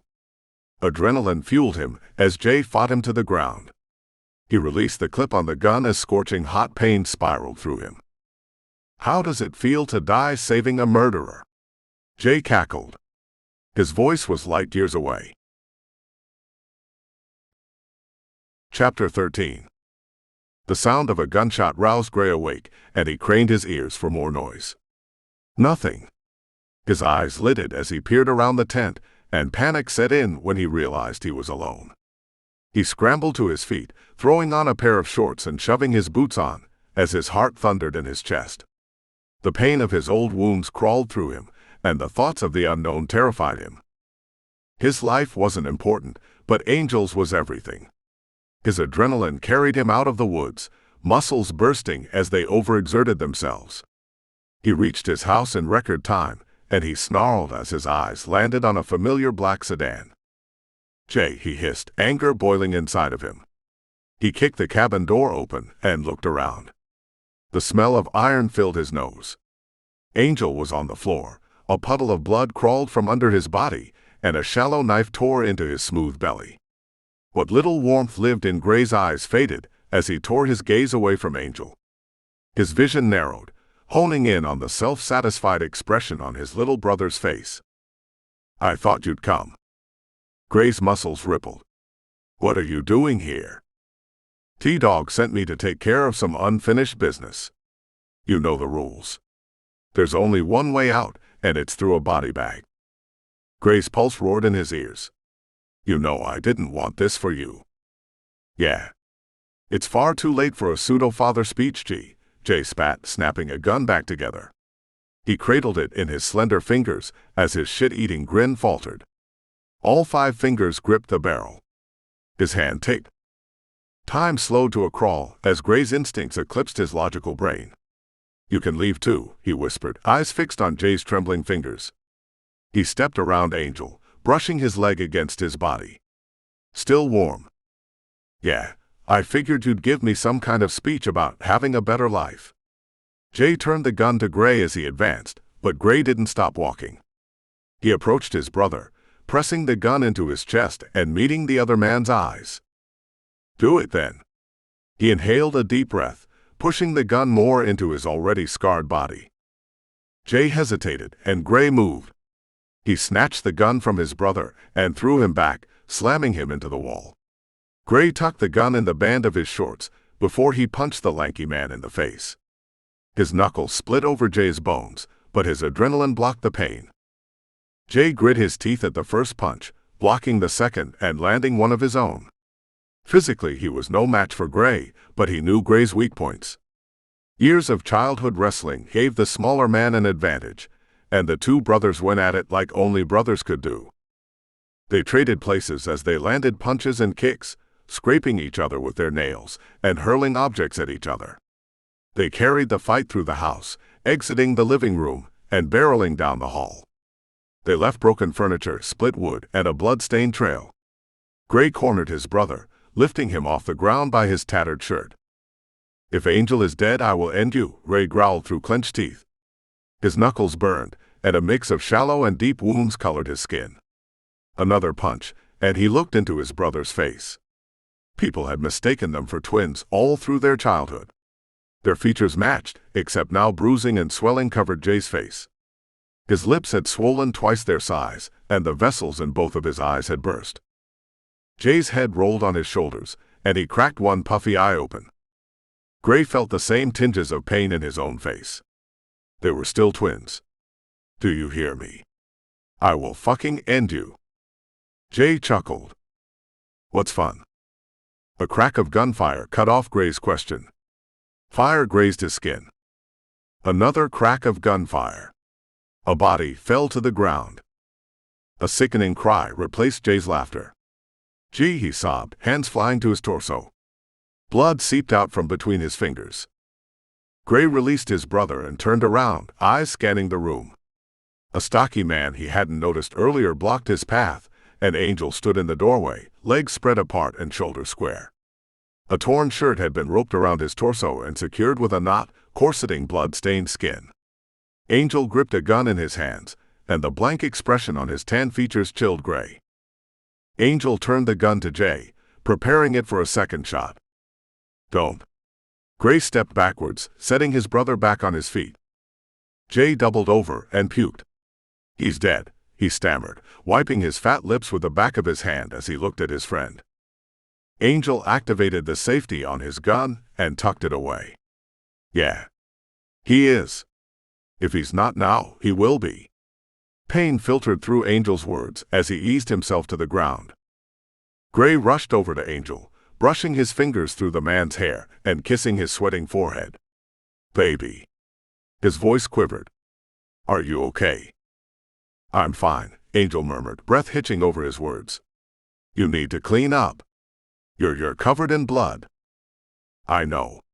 He kissed Angel's forehead before surveying the gravity of the damage, moving his brother and his lover out of the room. His house turned into a makeshift hospital, with Angel stretched across the couch and his brother across the coffee table. The lanky man's legs hung off the end. With Angel's broken directions, he cleaned his brother's wound. The wound was shallow, and Gray dug his knee into Jay, applying pressure as he dressed the wound. He cleaned himself up last, washing blood off of his torso and covering his superficial wound with gauze. Gray browsed the house, pausing in the kitchen and staring at a bowl of browning fruit, and a smaller bowl filled with a creamy, light green dip. He worked his jaws, squeezing his eyes closed as tears trailed down his face. He put the food away, stretching plastic wrap over both bowls and stashing them in the refrigerator before he hobbled back into the living room, bending over Angel's sleeping body and kissing his forehead. "I love you," he whispered, fingers combing matted curls at the base of his hairline. He stroked Angel's cheek, sliding his thumb over the other man's parted lips. Angel fluttered his eyelids, long eyelashes kissing the high points of his cheekbones. He cracked his eyes open, studying Gray's face. His features scrunched in a little smile, and his lips puckered, kissing Gray's thumb. "I love you too." 6 months later. Angel pulled a shirt over his head and tugged it down his body, covering a wash of tanned skin and one healed scar. The scar stretched with him as he adjusted the shirt on his shoulders and half-tucked it into his jeans. He brushed feathery curls away from his face and turned around, brown eyes glancing over Gray's reclining form. "Are we getting up or what?" "Or what?" Gray rumbled, reaching out for Angel. "We really don't have time for more cuddles if you want to go up the street to your neighbor's house and go to town for seeds, and what else did you want to do today?" "Chop a half cord, but it shouldn't take long if you help." "Do I have to actually chop it?" Angel lifted a dark eyebrow. "No, just set it up for me. I'll show you when we're ready to work on it." "Okay." Angel sighed and approached the bed again. He bent over Gray, offering him a sweet kiss. "What are we going to your neighbor's place for again?" Gray moaned at the kiss and stole a second one before releasing Angel. "It's a surprise." "Oh, okay. You'll like it. I promise." He finally kicked himself up and swung his legs out of the bed. Angel pressed his lips together, scrutinizing Gray's face before shrugging. "Okay. I trust you. How are you and Jay coming along with his place?" "It's a one-room house, nothing like this." Gray stretched his hands over his head, yawning and arching his back. "We put up the roof yesterday. He's going to town and getting flooring today. We'll lay it tomorrow." "Ah, you don't need my help." Gray shrugged on a shirt and a pair of jeans, chuckling. "Nah, love. We don't need your help." He kissed Angel's cheek. Angel tilted his head for it. "Good. How's he doing, anyway? I keep thinking about." "He's fine. You didn't do anything wrong. Remember our would you rather?" "Yeah. You saved 3 people over one." Gray cradled Angel's face in his hands. "Possibly many more than 3. "I know, but," Angel shook his head, squeezing his eyes closed. "I still have nightmares." "So do I." "You did the right thing. The law had no issue. They knew it was self-defense." He kissed Angel's nose. "I love you." Gray moved out of the bedroom, strolling into the kitchen and preparing a quick, fruity breakfast as Angel leaned across the counter, amusing him with a recount of his last 10 days of working.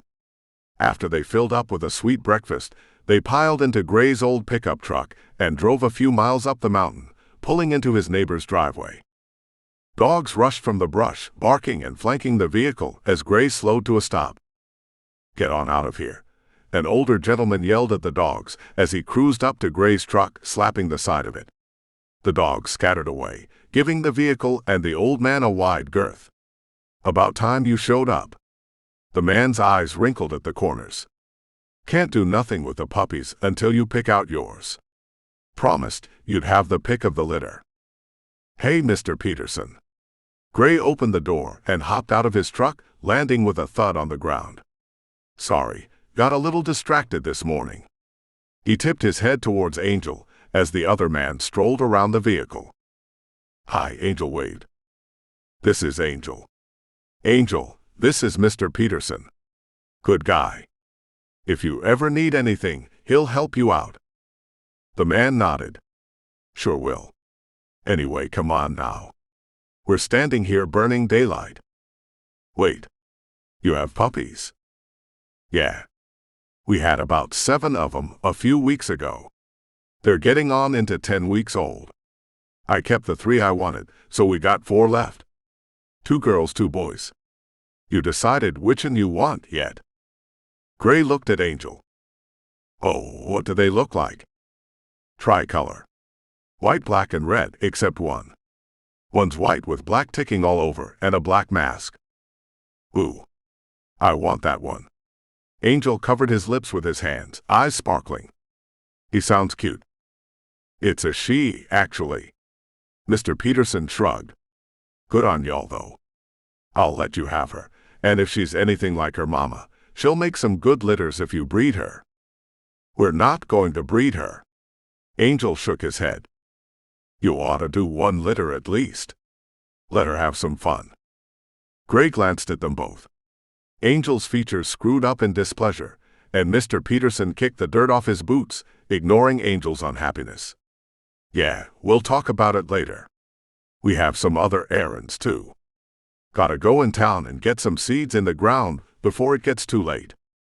The older man beckoned them on, strolling across a patchy yard towards a row of dog kennels behind the house.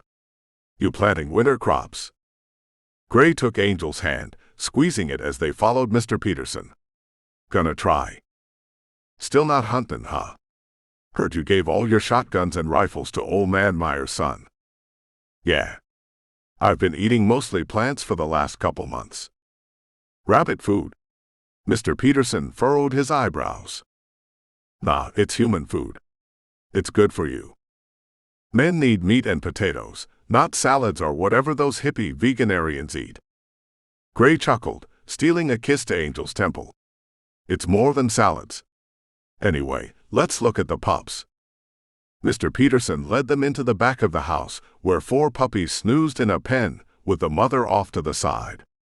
The larger dog thumped her tail on the ground as the older man entered, wiggling over to him. The puppies whimpered in their sleep, stretching and kicking each other with their little paws. Ah, Angel cooed, moving forward and placing his hands on the top of the pen. I see her. He pointed to the white and black speckled one. The old man patted his dog on the head, and she licked the palm of his hand. I'll get her for you. He snatched up the little puppy by the scruff, scooping it into his arms. It yawned with a whine. Gray ran a hand down Angel's back, staying behind Angel as Mr. Peterson handed him the chunky puppy. Angel took it into his arms and held it to his chest before kissing its black nose and smelling the top of its head. Oh, she smells so good. He groaned, smoothing her hair with his finger. She's so tiny. Is it okay if we take her from her mother this small? Yeah, it's fine. She's 10 weeks old. You could have taken her a month ago, but this one here wanted to wait a bit longer. Mr. Peterson hiked his thumb towards Gray. It wasn't the right moment yet. And he had me promise not to sell any of them before he came and looked. Boy, had me stressing out. People don't want puppies when they start getting too big. Angel cradled the puppy in his arms, massaging its ears and its pink paws. She's so cute, he whispered, pressing full lips to the crown of the little dog's head. So, you're getting that one? Yeah. Gray nodded. We'll take this one. Oh yes. This sweet little thing is going to have a great home with us. Angel beamed down at the puppy. The little creature cracked its eyes open, yawned again, and nibbled Angel's finger. Angel cooed. Well, I want to stop her from doing that, or she'll be a mouthy thing when she gets older. Mr. Peterson grunted, walking them back out of the building. Of course, but right now she's a little baby. Angel snuggled the dog into his chest. Hey. Thanks, Mr. Peterson. Gray smiled. He clapped the older man on the shoulder. No problem. Y'all be good while here. Yeah. We will. Tell your brother I got some work for him whenever he needs it. Mr. Peterson tipped his hat forward. It's about to be busy around here, so I could use the hands as long as he's a good hard worker. He is. Gray nodded. I'll let him know. Angel waved, carrying the puppy back to the vehicle as Gray and Mr. Peterson chatted a bit more. The two men discussed the weather and planting season before the old man released him from the conversation and he jogged back to the truck, climbing in the driver's side. The puppy had draped itself across Angel's lap and fallen back to sleep. Angel pet along her spine. This was why we had to come here. Yeah. We talked about it. Your last shift with nursing was the other day, and we're planting crops, so we needed the dog. Angel pinched the puppy's floppy ears gently. Yeah. Gray thumbed the gear shift before stretching across the seat and kissing Angel, lips brushing against the other man's.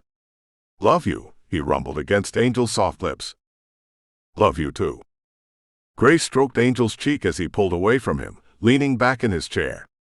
He reversed down the driveway and merged onto the main road again. Can we take her on the rest of our errands? Yeah. What are you going to name her? I'm not sure. Do you have any ideas? How about, Gray mused, Pepper because she's white and black. Angel looked down at the little dog, then smiled. I like it.